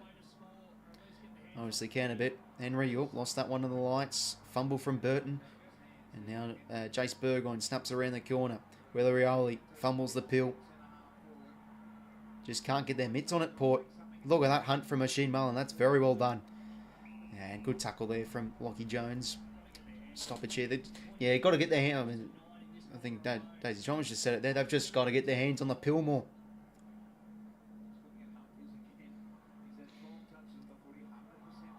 And Francis stripped of it. Bruin, good effort. And Bosball. Who would Port play next week? They'd play the winner of the Dogs or Hawthorn if they were to lose this game. At home, of course, as well. And yeah, like Butter's out. Obviously, he's carrying something. So, yeah, Butter's not 100%. It's definitely going to be a talking point. Yeah, and how much is it going to be raining? Because I've heard a lot about it's going to be a wet game, and because sometimes when we hear that, it turns out it's not even raining that much. It's just a bit of mist, a bit of dew. Free here against Connor Rosie. It's going to be Tom Atkins' ball, and now Sean Mannett, who's been heavily involved, launches inside to the edge of 50 here for the Cats. It's going to be holding free there for Henry, and it is. You can see that one, and now Henry can chip the ball into space for Neil. Beautiful kick. Just did the little tick lead there, or he just pretty much ran into space. He's yet to kick a goal. So can he kick a beauty here from the boundary? But yeah, Dogs have had some good games in the wet this year too. I mean, for example, I thought they played very well against the Cats. When it was wet a few weeks ago. Now Shannon Neal. Can he guide this one through? No, he can't. Wrong side of the post. So it is a 34-point margin in favour of the Cats. They've blown the pair out of the water here. Port need to find some answers for their sake. Drew brings that one over. Couldn't take the whole thing. Dawley's have to go well, mate. Putting 10k in Brisbane Hawthorn grand final. Yeah, it's still really don't know who's going to be grand finalists, say. Still a big mystery. I mean, I had neither of these teams in grand finals. I don't think.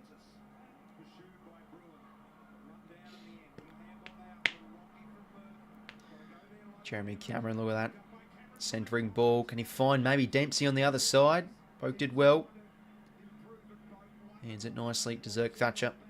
And that's a risky kick into the corridor. Those just Cats numbers everywhere.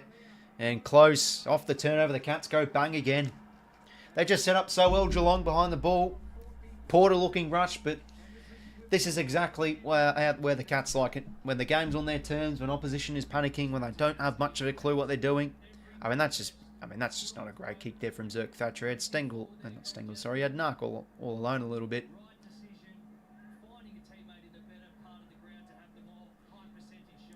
Well, Tanner Bruin should do the job here to get this out to over 40 points. Oh, no, sorry, to get this to exactly a 40-point margin. Tanner Bruin, Cats fans love it.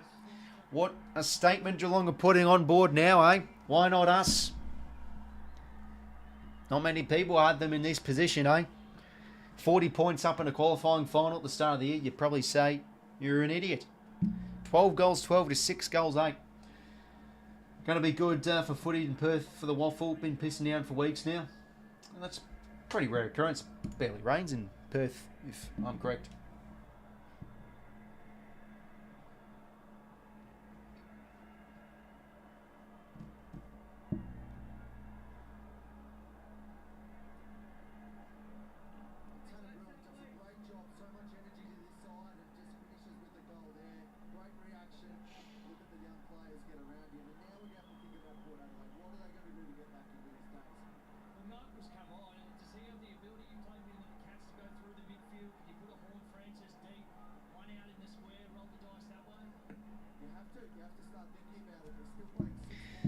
Okay, back in the middle we go. And there's Connor Rosie. Another centre clearance to his name, but they need something there, but they just can't find an answer. 𝐴𝐿𝐴 𝐎𝐿𝐴 now takes an intercept mark. Coldest day of the year, 14 max. 𝐵𝐿𝐴, good mark. Oh, that's got to be 50. Oh, he's tackled him there. That could have been probably 50 metres there.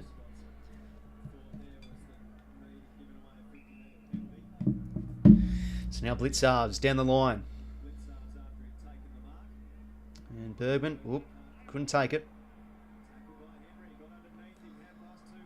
And that's not a good sets of fans there. And Sean Manor squeezes that kick a little bit too much out to the left. Boundary throw-in.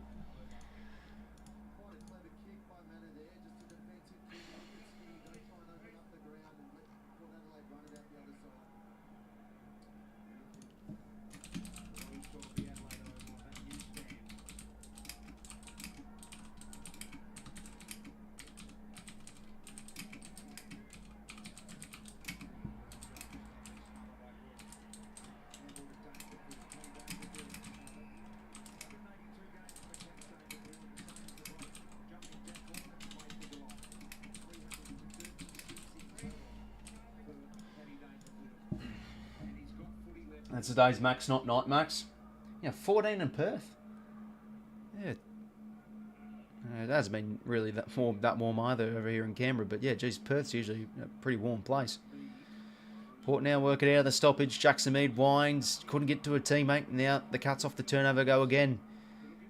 Nice kick there from Mize to Duncan. They got inside 50, and that's a good kick. Geez, they've hit up targets well tonight, the Cats. Much better than Port Adelaide. It's been the polar opposite, if I'm brutally honest. And now, Jack Bowes can go back. Giants win the flag. Yeah, my tip too, Anthony. Certainly be up there.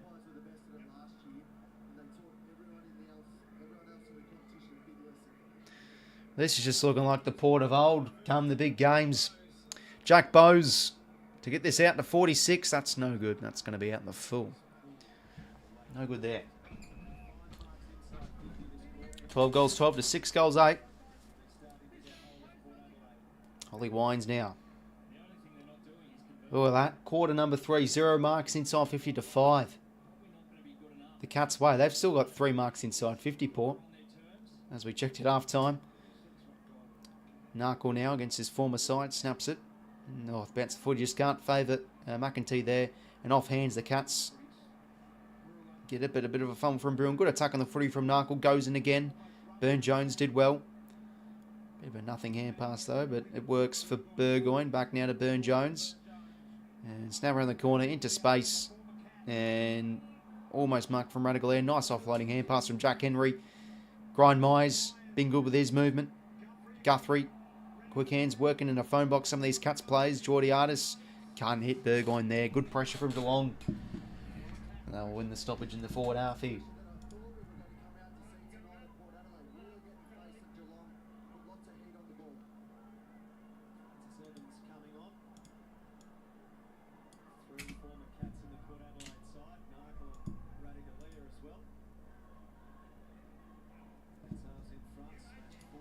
𝐸𝐿𝐴 now smashes it forward. But, oh, geez, bit of a contest there from Burne-Jones. And boundary thrown once again. 9:52 to play here till 3/4 time. It's looking all Geelong. Port need a response, but isn't looking likely. Manor again. Look at that. Broke free of the Rosie tackle. Impossible. Yeah, exactly right, mate. They're just failing on the big stage once again, Cow. Cats are just playing more like a team, unlike Port.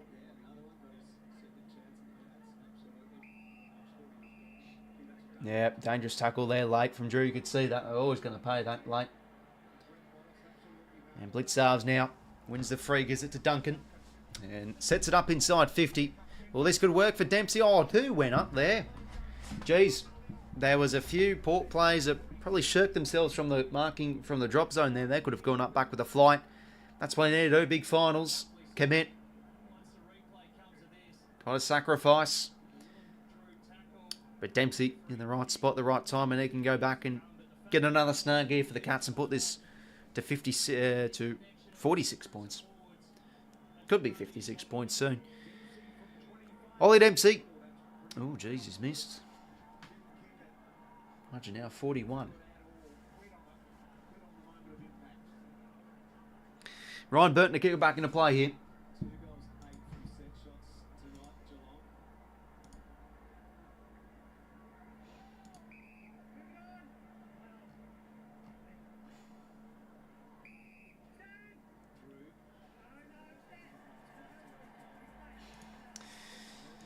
Yeah, it's interesting though. Port heading into this game, winning 8 out of their last 9, I think it was.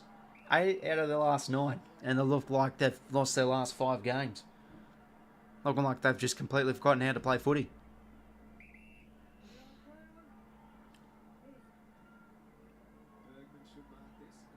It's not a good kick there from 𝐴𝐥𝐼 or Miles Bergman. Thought Port would be at least within 25. Tom Stewart. Yeah, and let's remember, the Cats without Tom Stewart too. So it's a bit of both. It's the brilliance of the Cats, just how they've been able to play without him. But at the same time, I mean, this has just been another ordinary finals performance coming up from Port, it seems. Dangerfield now, good one-on-one mark at the back here for Neil. Oh, 2 plays fall over there for Port. Neil gets it out the back. A perfectly well way to kick from the start, Dangerfield. And Neil can make this 47 points. There he is, Danger again, just how he's able to break free. Yeah, man, that's just a good kick too. And Lee couldn't get back there. I mean, he's pushed out by his own teammate a little bit too. Okay, well, this is going to be 47 points. Shannon Neal should do the business here.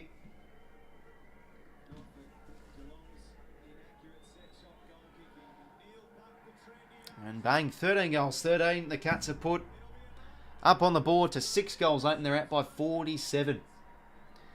Wowee. Who'd have thunk it, eh? Probably a lot of Port naysayers probably would have thought it, let's be real. I thought Port were contenders now. What is this?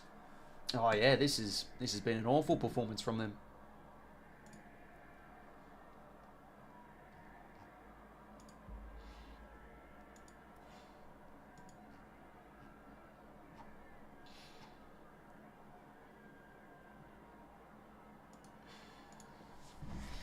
Oh, there's Kenny Hinkley's doing one of these ones. What's he thinking? Geelong flag favourites now. Oh, they're making a home prelim by the looks of it, so they'd have to be up there. And there again, they're winning out of the middle through Atkins, and now Dangerfield whips it out across to Duncan. No, and he strips it out nicely. Mitch Duncan goes inboard now to close. Who's he got? Looping ball inside 50, almost marked from Henry off hands. Jeremy Cameron on his non-preferred. Does it bend back? It does not. That's unlucky. Another point for the Cats. And they could be up by quite a bit more given this scoreline. 13 goals, 14. Last 10 scores, there's been 9 to the Cats. There you go. Evans now short to Ryan Burton. Oh, geez, slipping over there was Geordie Artis. Now kicking a space here for Port. Barely done any damage on the scoreboard in this premiership quarter.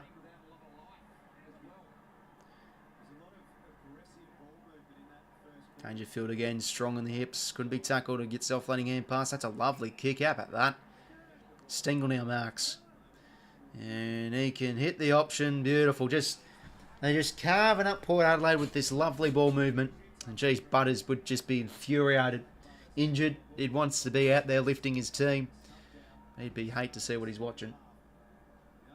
Bring out the wizard, Kenny. Oh yeah, sure thing. I'll bring it out. Now, Kenny Hinkley, what's he thinking? Needs to get the wizard on. Remember when they're down against the Hawks? He brought out that magic stuff.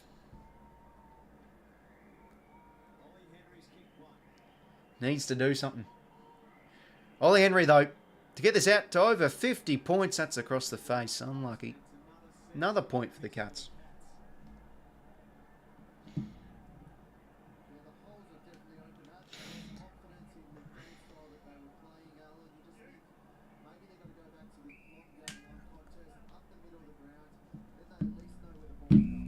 Now Jace Burgoyne.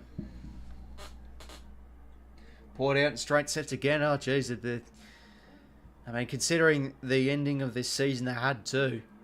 Bloody hell.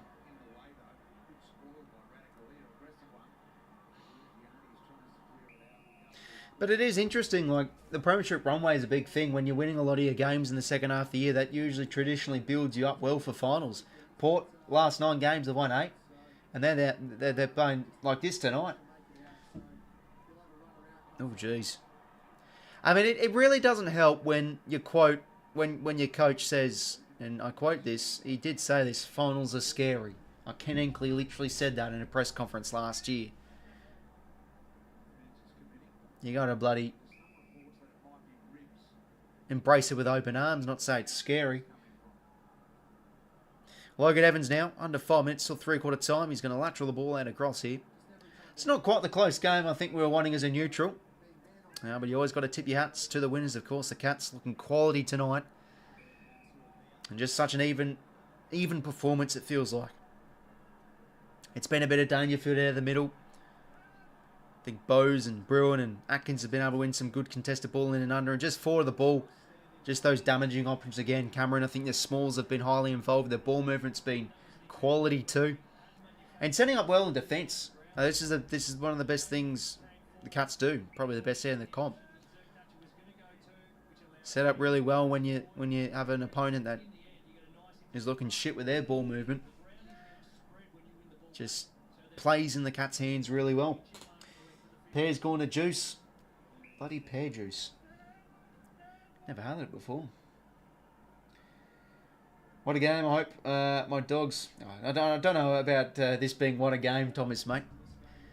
Probably not probably not the one that will go into AFL footy folklore, whatever you say. Hinkley might come to West Coast yet. Yeah, well, he's probably going to get hounded down, and his address is going to get found, so... Yeah, probably escape Adelaide as quick as possible, I bet. No, I'm only joking. Anyway, well, geez, good spoil there from Jack Henry.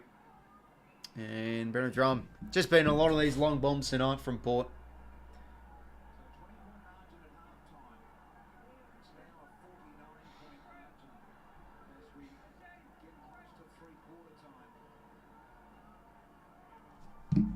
Who thinks winning the Brownlow? That's a good question, Laser. Bloody hell. It's open race. Bont. Oh, that's going to be high. Owen Francis can get a response here. I mean, Dacos, Bont. I think Neil could be up there. Cripps, obviously. I think, to be honest, I wouldn't be surprised if Cripps wins in it by, unreachable distance. I think he could win in the canter. Yeah, it's going to be a 3 there. Jason Owen Francis. Be good to see, yeah. Be great to see Bont win it for once. He's been unlucky. Runners up past couple of times, the past few seasons. Jason Owen Francis. No good there. That's across the face. Mids have been quiet tonight for Port. Butters started well. Owen Francis a bit quiet early on. But he kicked that goal to get Port up and about. But apart from that, oh, geez, look at this from Max Holmes. He's taken 3 bounces. And that one actually doesn't go out in the full. It stays in, but eventually goes out. Okay, I'll get rid of that wizard. Kenny Hinckley, I don't want to take the piss too much.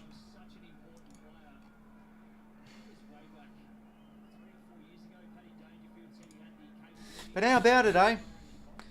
Port beat the Swans by 112 points. Thing in the world was their oyster, and now they're getting done by 40 points in a qualifying final. Tables can change. How the tables can turn. That's why it's a bloody even comp. But yeah, Port. I mean, to be fair, Port, I think you've just gotten stage fright once again. Haven't been able to do the tough stuff. I think just in some individual plays, their Cats' ability to just win those contested footy's been way better. Like diving on it, going in hard. I mean that again. Just poor delivery tonight from Port. Oh no, that will probably work for Stengel, and it does. Advantage here for Cameron. And Cameron, as always, a lovely field kick. Finds Jack Bowes. Just popped in to check in the score. See when the Swans play. Oh, it's going to be a beauty. Make sure to stay tuned on the channel, lads. As always, going to be streaming every finals game. Tomorrow night's going to be a cracker bet. Oh, we're saving the best till second last. Swannies and Giants qualifying final. Hopefully it will be a better qualifying final than this. Dangerfield couldn't take the mark, almost. Yeah, Cats fans that make the journey would be certainly happy with this. Well, there you go. I haven't taken a mark inside 50. 3 marks inside 50. That's just a crazy number, eh?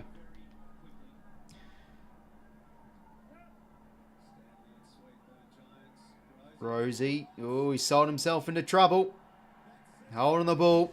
Couldn't get rid of it. And, geez, Rosie's usually hard to tackle and hard to get a hold in the ball against too.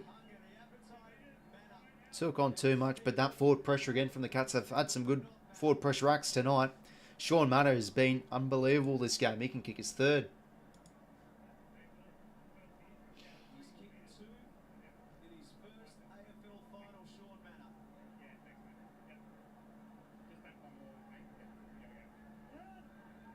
And Sean Matter goes around the corner. He's putting together an absolute game to remember. The first year player. Cats 1 point away from the ton. 18 seconds to play.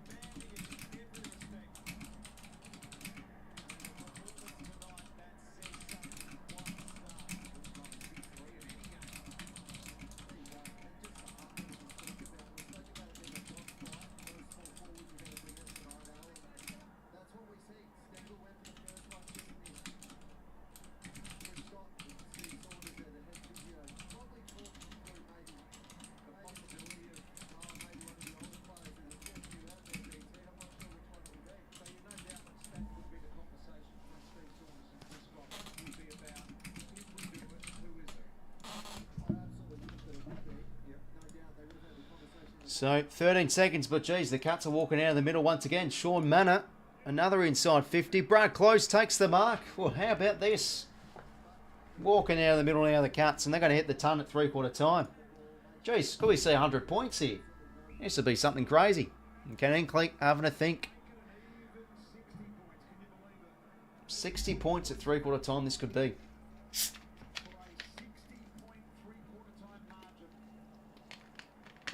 Geez, they do it well though, the Cats.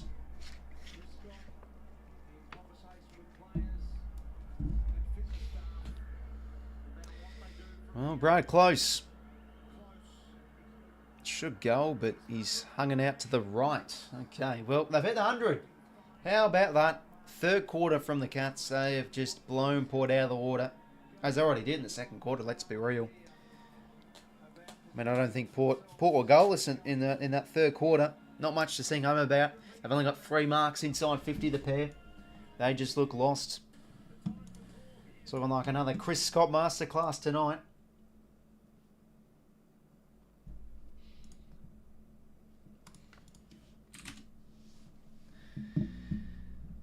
Yeah, but yeah, Bud is out's big for them too. 41 to 45 inside 50s, the Cats wait. Cats winning the clearances, winning the contested by 3. It's not anything dominant, you know, in the contested game, but just cleaner, tougher, harder. The Cats spread there. Hand passing change have just looked so much better than Port, and just efficient, slick, catching Port out with just beautiful ball movement too. Getting outdone on one-on-ones, picking apart targets inside 50 well. The leads I've done, they're great as well. They're just a well-oiled machine, the Cats, coming into September, and 𝐼𝐴 𝐻𝐿𝐴, they're up by 54 points at 3/4 time. But Sean Mannor's definitely been one of the best out on ground. 3 goals and 18 touches. He's looked hard-nosed in the middle, but he's also been able to impact well inside 50. Some of his use. Jack Bowes to 16, but look at this. Holmes 19, Manor 18, Dangerfield 18, 𝐼𝐴 17, Guthrie 16, Bowes 16, Humphreys 15. When Cats play well, they don't have players that get high touches. It's just such an even spread. Like, Holmes has been damaging, Manor's been great. Danger 4 clearances to his name, grown minds. He's picked apart targets well with his 17 disposals.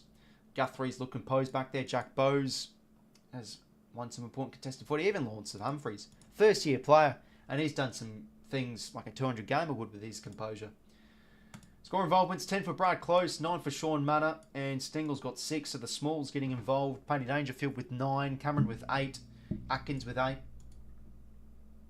I think if you're a Geelong supporter, you couldn't ask much more than this. And 11 contested for Paddy Dangerfield. Manor's got 7, and Bo's got 9. Henry with 7. Not much to sing about for Port, though, I guess. Yeah, just not really much influence from any Port support player. I mean, Drew's been working hard. I think Burton's been okay in the air. Ollie Wine's probably been one of their better midfielders. Burn Jones started off the game well. But yeah, Rosie, 13 touches. He's been quiet too. So, again, some of these Port star mids, quiet. Horn Francis, only 10 touches too. And he had a great season as well. So, even as a neutral, it's a bit disheartening to see this Port midfield unit that they're bloody good falling over again.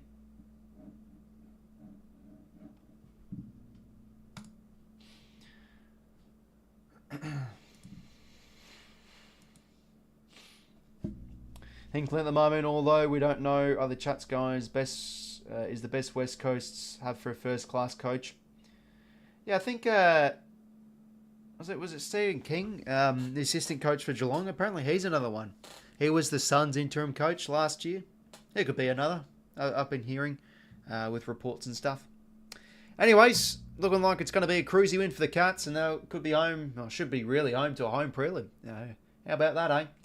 But yeah, I'm just going to go take a whiz, lads. And yeah, I'll be back in a sec, ready for the 4th term.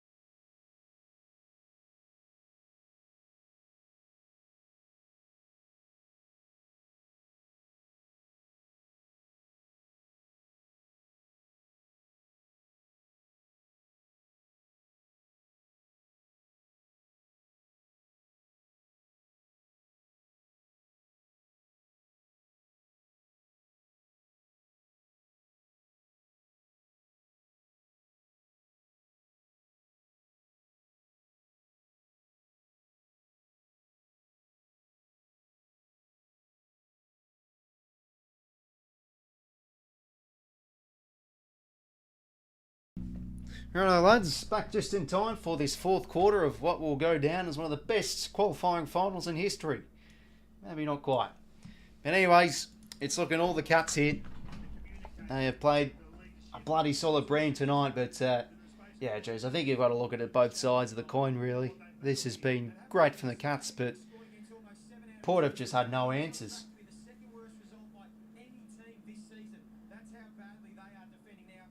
You know, it's like a game of handball in the schoolyard. The Cats hit a lovely power serve, one of those spin serves that people were good at, and the Port pair just can't respond back with any sort of power shot their way. Jeez, I'm the king of analogies, aren't I? Anyways, let's get into this 4th quarter. Sorry, I've added a point too much. It is 45 points heading into 3-quarter time. It's looking like it's going to be a home prelim for the Cats. What a footy club they are, must be said. And now Jed Hughes in and out of the team this year. I think he's had a few injuries, so he's come back in. And he was a premiership player from 2 years ago. Could he be another? I think they have been 𝐼𝐶𝐰, mate. Can't ask for more than this. Much more than this. Nice there from 𝐼𝐗𝐿𝐼. And now Geordie Artis can hit up. Oh, can't even hit up Charlie Dixon. It's just, to be fair, it's not a great kick. I don't think any key forward would have gotten that.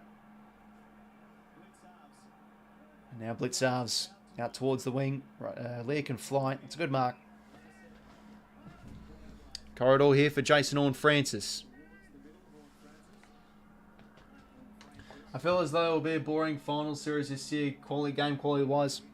Hopefully it isn't. I mean, it's been from a neutral point of view, it's been an ordinary start, but I think we can only hope, given that we've had some good games this year, and it's been still a wide open race, it feels like.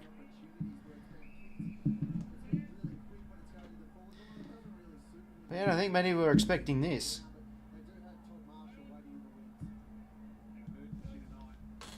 Anyway, down the line. Good mark there again from 𝐼𝐵.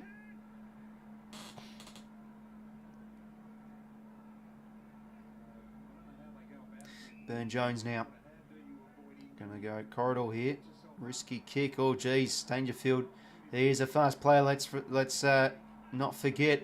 And how about that? Hands up in the air. Offloads it nice to Manor, and they could get caught out the back here once again. Port. Sean Manor. 𝐷𝐵𝐿𝐴𝐵𝐿𝐴𝐵. It's gonna be another. It is gonna be another.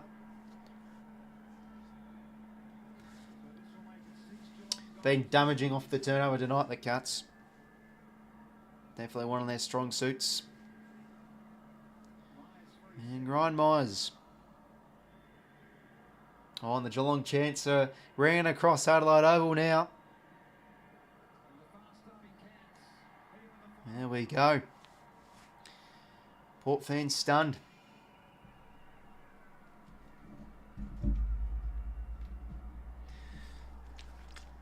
So I think we can now start to pave the way a bit with this finals bracket. So Cats home prelim. They'll play the winner of whoever loses out of Sydney and GWS, and whoever wins the Brisbane or Carlton grand final. Carlton elimination final.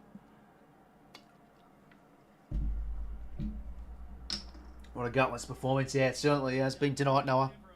But just even that stuff. You know, lazy kicking in the corridor. Dangerfield goes after it.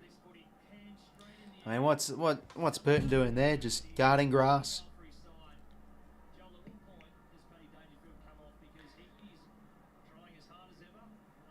Dangerfield again. I mean, surely I would sub. Yeah, surely I'd sub Dangerfield given the margin now. Yeah, they might as well. Horne-Francis. That's a nice delivery. Finds 𝐼𝐵𝐿𝐴𝐵𝐿𝐴. 𝐼𝐵𝐿𝐴𝐵𝐿𝐴 sets it up, and 𝐼𝐵𝐿𝐴𝐵𝐿𝐴 takes the grab. Yeah, I think it's a bridge too far. Safe to say, 𝐶𝐷𝐞.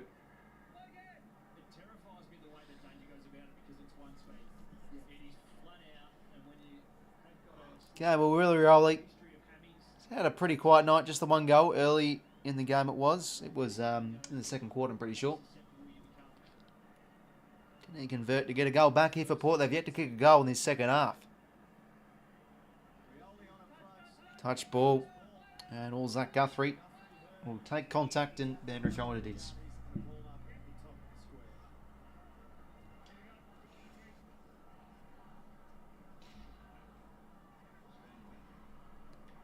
Nice there from Guthrie. Now Dempsey snapping around the corner. 𝐼𝐵𝐿𝐴𝐵𝐿𝐴. And that's a nice kick. Finds Ollie Wines. Oh, finally they get a nice mark inside 50. It's been a few quarters since I've done that, Port. A nice measured kick. Ollie Wines marks. Plenty to think about for Kenny. Loves doing those ones there. Ollie Wines. Can Port get a snag? They're still yet to kick a goal after half time. I'm pretty sure. Let me check. Had 6 goals at half time, didn't they? Yeah, they did. Well, we. Oops, sorry about that. Don't know why I ever believed in Port. We're useless. We never win a grand final, let alone a final of a game. We're the worst team in the 8 by far. Yeah, I feel your pain, BL, mate. I'm assuming you're a Port supporter given the Port badge on your profile pic. Yeah, it's just No answers. Shut the bed again. This star power midfield unit. Horne-Francis 10 at three-quarter time. Rosie only 13. Butters looks like he was carrying something into this game, so don't want to cut him too much slack. But even he had some good moments early in the game. And just, I think their structure, they just haven't worked as a team tonight. Ball movements looked just really rushed, not really thought through. A bit clueless at times. There's a long bumming inside 50, and when you do that against Geelong, they set up well. So either you need to really win it from clearance or midfield dominance like they were able to do down to the carry early in the year, or you just get it through slick ball movement like the Saints. So they're ways to beat the Cats, I think. And Chase Burgoyne gets a goal. So Port, they get one after half-time. So they don't avoid ultra embarrassment of kicking 0 goals after half-time. But they need a response, Port. They need a response. They'll play the winner of the Dogs and Hawks next week.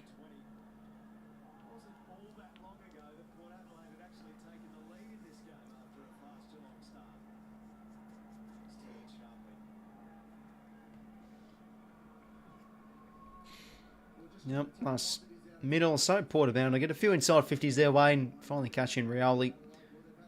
Oh, it sits nicely for Burgoyne.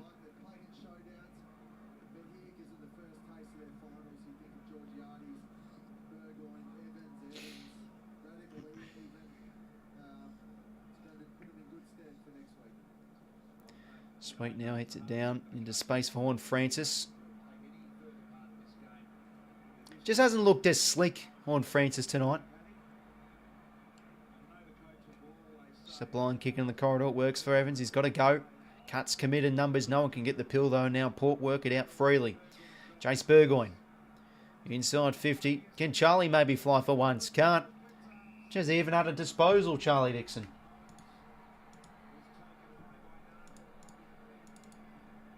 He's had one touch. There you go. One touch for Charlie Dixon, eh? And 6 hit-outs, because he's done a bit of hit-out work, obviously. Chops out in the ruck. Hughes now. Nice spoil there from Burne-Jones, and that one finds a boundary. Well, if we can't win finals, what's the point? Yeah, well, Port have finished first, second and third, 3 out of the 4 last year.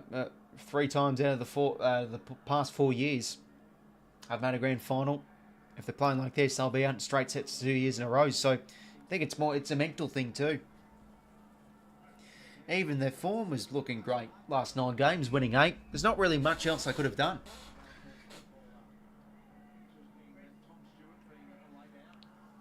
That's right. This is a Cat side without Tom Stewart too.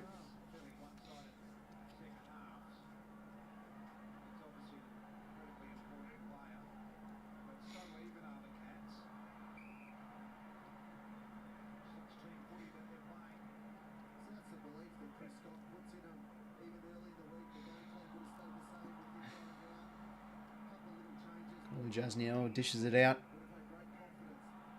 Oh, geez, pushing the back. Colin Jasney's ball.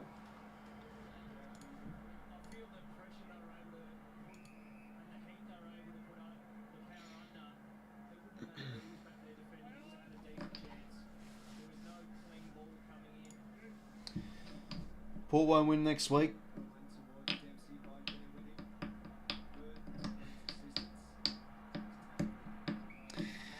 Yeah, well, I did tip Port against the Giants in that semi-final last year because I just felt surely they'll get a response going, but it wasn't to be. But they're looking far worse than they did in the qualifying final against Brisbane last time. Last year, I mean, geez, this has been shocking. Just a massive enigma, Port, because they have a list I think worthy enough to win a flag. They've got bloody quality players.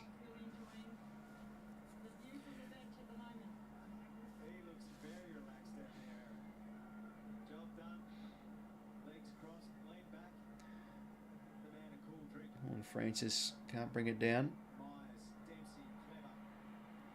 And now Dempsey dishes it over the top to Atkins, and now to Grind Myers, who can load up here on that lovely kicking action and skids it home.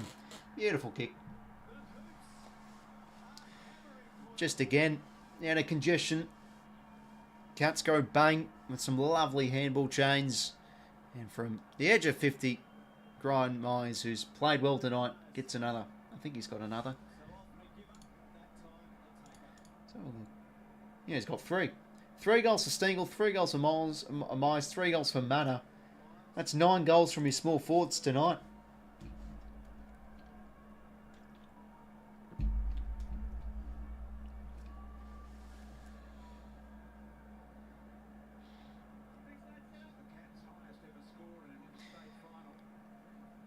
$112 points. How about this?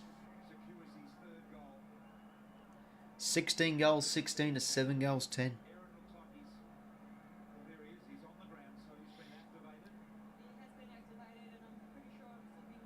So, yeah, so Dangerfield, as expected, will come off rested until he's on. Lining up on the wing. On Francis. Can't get that hands out clean though. That does well to Wines, and nice hands from Wines to Charlie Dixon. Touch number 2, and all there the Bronx cheers from his own supporters. Max Holmes clean as always. Nope. Bose sold himself into a bit of trouble there. Should be pinned, and he is. Good effort there from Frankie Evans.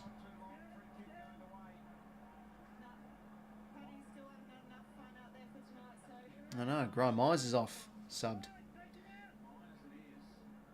And now they'll set up here, Port. Can't find a mark. Quick soccer from 𝐻𝐿𝐴. Wrong side of the posts.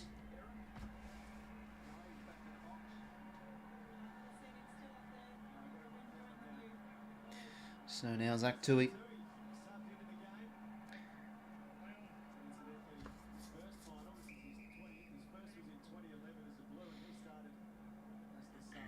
So now Jez out wide here to Zach Guthrie. Now Dangerfield.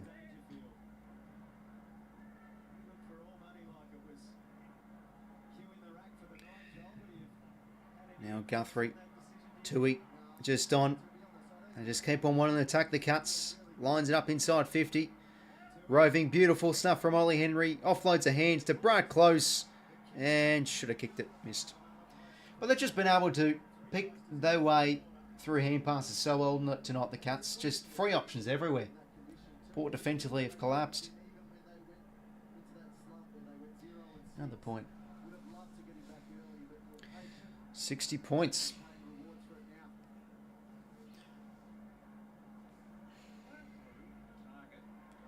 Cameron takes on 𝐼𝐻𝐿𝐴 and breaks the tackle. How about that?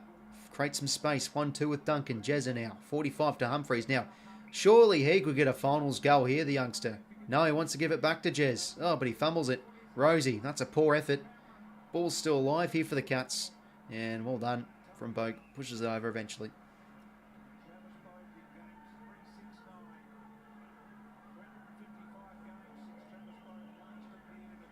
So 10:18 to play.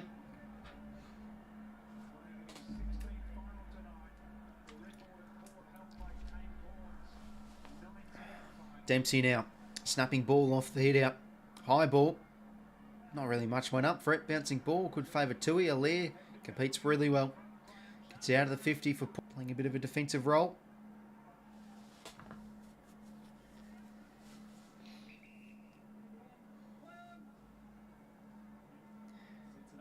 And sets it up. Couldn't find close there. Bergman probably been one of Port's best tonight. Not much. She just has to go down the corridor. And all Zach Guthrie.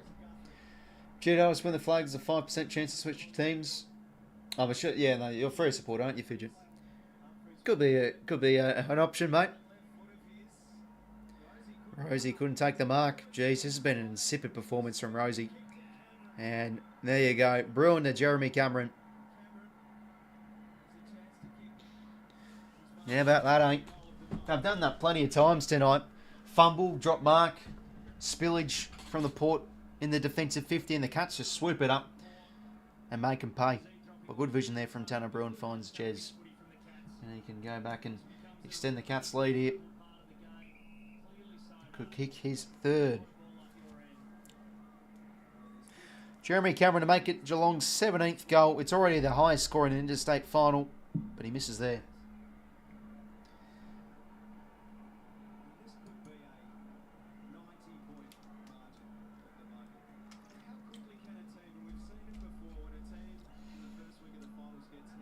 To be honest, I didn't expect this from Geelong. Yeah, I mean, neither did I, really. I felt the Cats could be good enough to win the game. But I just felt like Port's powered, you know, midfield unit. Good form heading into the final series would really get them up and about, but they have just shut the bed once again. But yeah, I mean, the Cats have negated, I think, Port's mids really well. They're set up well behind the footy. Yeah, a bit of both, really. Right, people switch teams. Yeah, I mean, I think switching teams is it was a thing I think a lot of people did when they were like young kids and all that. Corridor ball, Port go again. Doesn't cut off there. That's going to be high for Atkins. Atkins now quickly gives it to Bose. And now to Tui this sum. Got plenty of legs. Fresh legs, of course. He could go for goal, but unselfishly gives it to Paddy Dangerfield, who will probably line up here. Port I've not seen Port play this boat since first. Yeah, it's a similar game against the Dogs that prelim final 3 years ago. They just look lost. They just completely and utterly forgotten how to play as a team. Dangerfield now. I'm going to set it over the top. Probably required too much there from Stengel. Too high for him.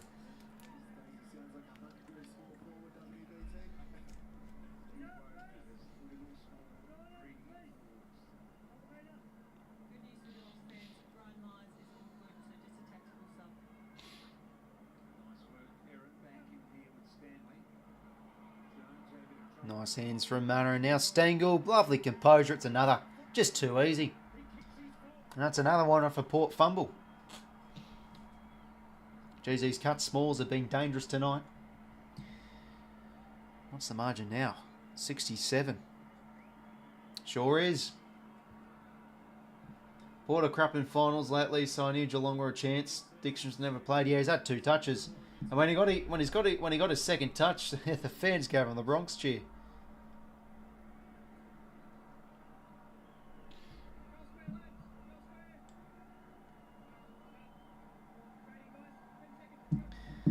I just realised the Socceroos are playing too. And they bloody lost. Oh my god. The Socceroos lost 1-0 to Bahrain. You are kidding me.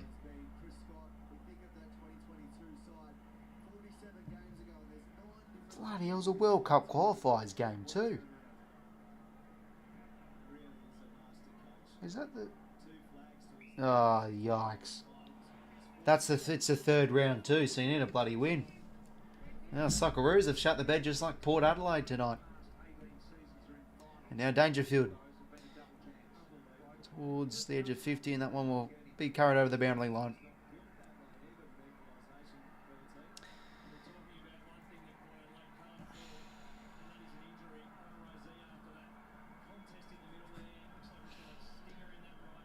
So yeah, no, it's going to be a big game now tomorrow. Because the winner of that team will be licking their lips to play Port the next week. Stanley with a big fist. That one will go over.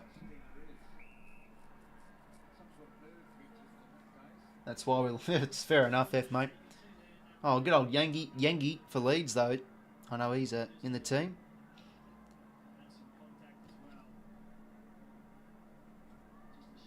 But, mate, Bahrain.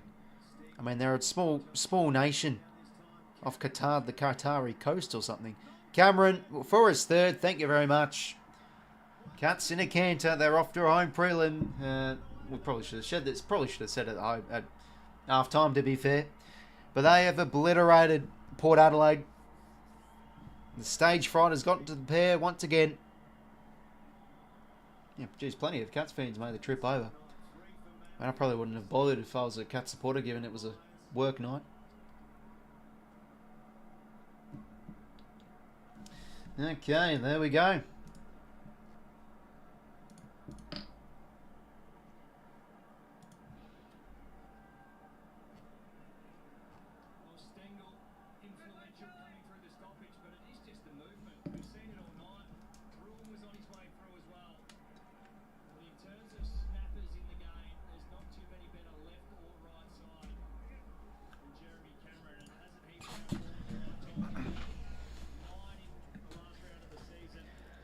So 6:18 to play till the final siren.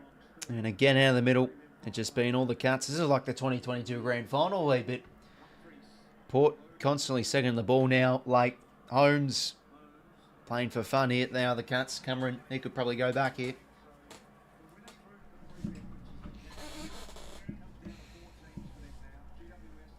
Still be Hawks versus the Swans. Don't think it can be a Swans versus Hawks grand final unless Sydney lose this week. They'll probably meet in the prelim if Sydney win and Hawks win their two games.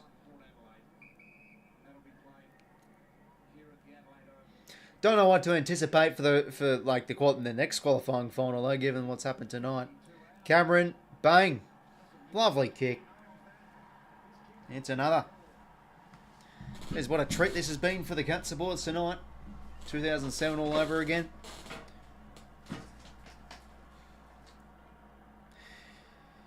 Yeah, it seems like it is a bit.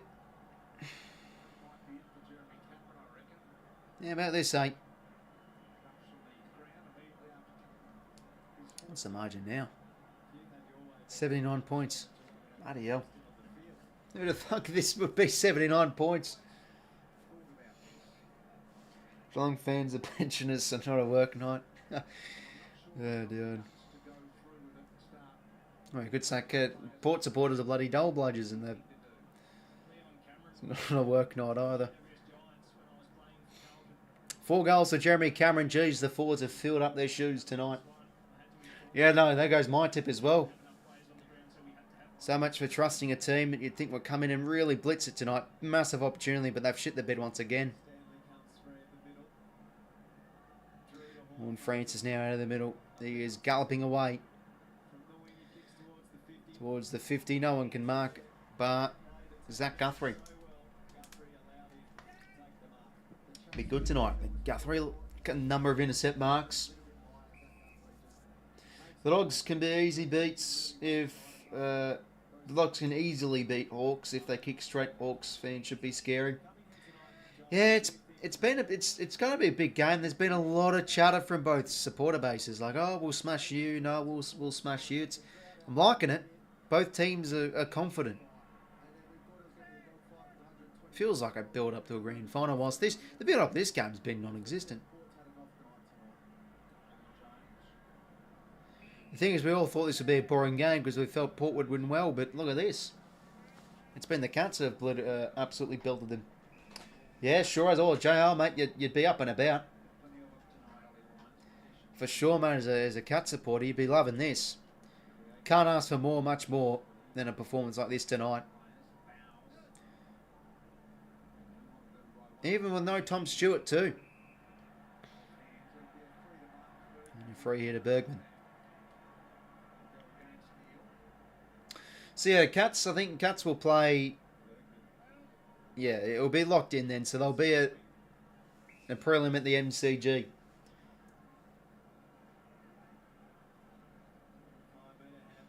And now Travis Boak. It's good mark. Dixon, there we go. Bronx cheers once again. Getting the hoots from the crowd. Marshall's a huge out tonight too. Yeah, Marshall Dixon. They both have their weaknesses, but yeah, I think Dixon's he's finally cooked now. This has just been an insipid performance from him tonight. Todd Marshall, FK, mate. Charles, don't tell me. Oh, I thought I was going to kick it. He's missed.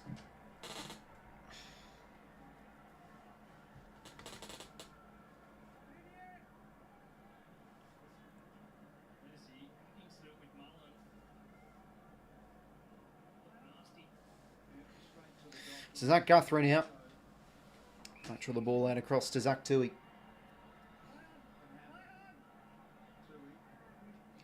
Tui now out of the 50. Willem Drew carries it over. Yeah, but I think there was a handful of predictions that had Geelong and all that, including myself, losing this game, going straight sets. So they've made me having to wear an egg in my face once again, I feel.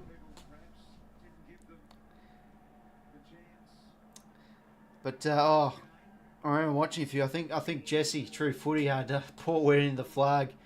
Oh dear, it's not looking like it's going to work out. I mean, let's remember they're not eliminated, but geez, playing like this, it doesn't give you much hope for next week.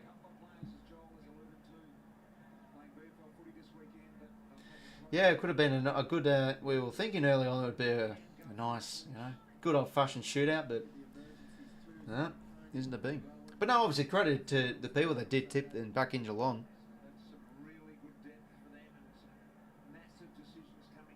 I think I'm going to start being a bit more ruthless to some teams and just saying, well, they shit the bed in finals, so I'll tip against them. Shannon Neal now to inflict more pain. Lovely kick.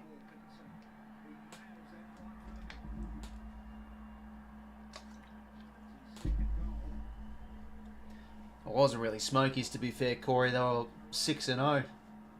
I think they were 6-0. I mean, when they start 6-0, it gave me confidence. I think Geelong could make the top 4. Then a bit of a slump. Like, every side this year's had their slumps. But they've been able to just get the job done. Lovely kick from Neal.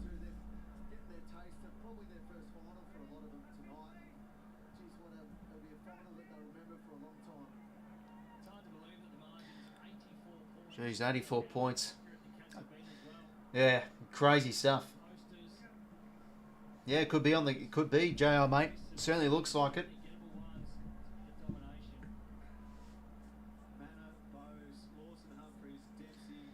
But yeah, bloody hell. I mean, you really shouldn't. Yeah, there's something seriously wrong if you're winning these finals by, anything over 10 goals. I think this has still been an absolutely insipid performance from Port tonight. Just haven't thrown any punches. So that Port loss, they lose by 9 at home. What is that? It's obviously something mental too. As I say again, doesn't help when your coach literally says finals are scary. And Wines now marks in the forward pocket. Well, as a neutral, not quite the game we all hoped for. But let's hope it, gets a bit better tomorrow night. Probably one of the games of the finals series coming up tomorrow night. Yeah, exactly right, Corey. Let's remember, I think I said it early on, the pick that 𝐼𝐻𝐿 got, Wines put out the 4, I think, yeah. Pick 76, they used that to take Humphries, eh? I mean, that's just what the Cats do so well. Good drafting, good player development, good recruitment. I think the winning culture is just such a big thing too. And obviously brilliant coaching as well. You can only just tip your hat to them. But, there are a lot of people that hate Geelong just because they're always successful. Which I guess is a good thing.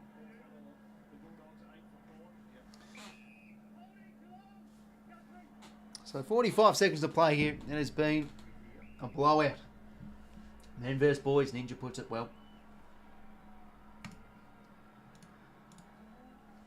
Well, lovely start to the 2024 final series, must be said. Oh dear.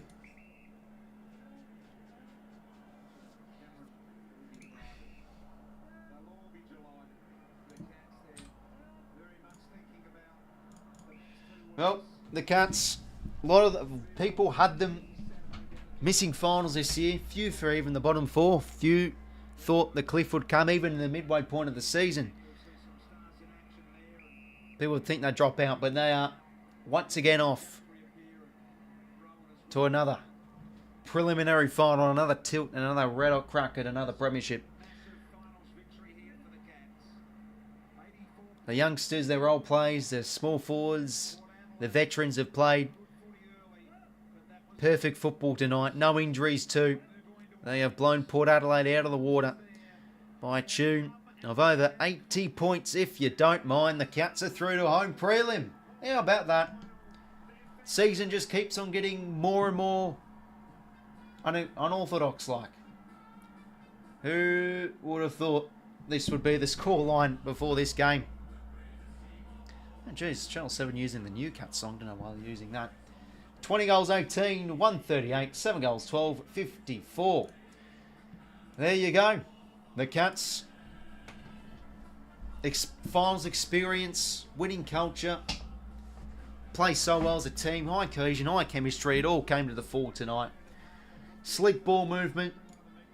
I think just so damaging out of the middle too. Cameron was brilliant. Ball movement, especially inside 50, picking them up their targets so well. And Port, has to be said too, just no answers. Played in the Cats' hands with just predictable kicks inside 50. Up till 3/4 time, they had 3 marks inside 50, so there you go. That says something.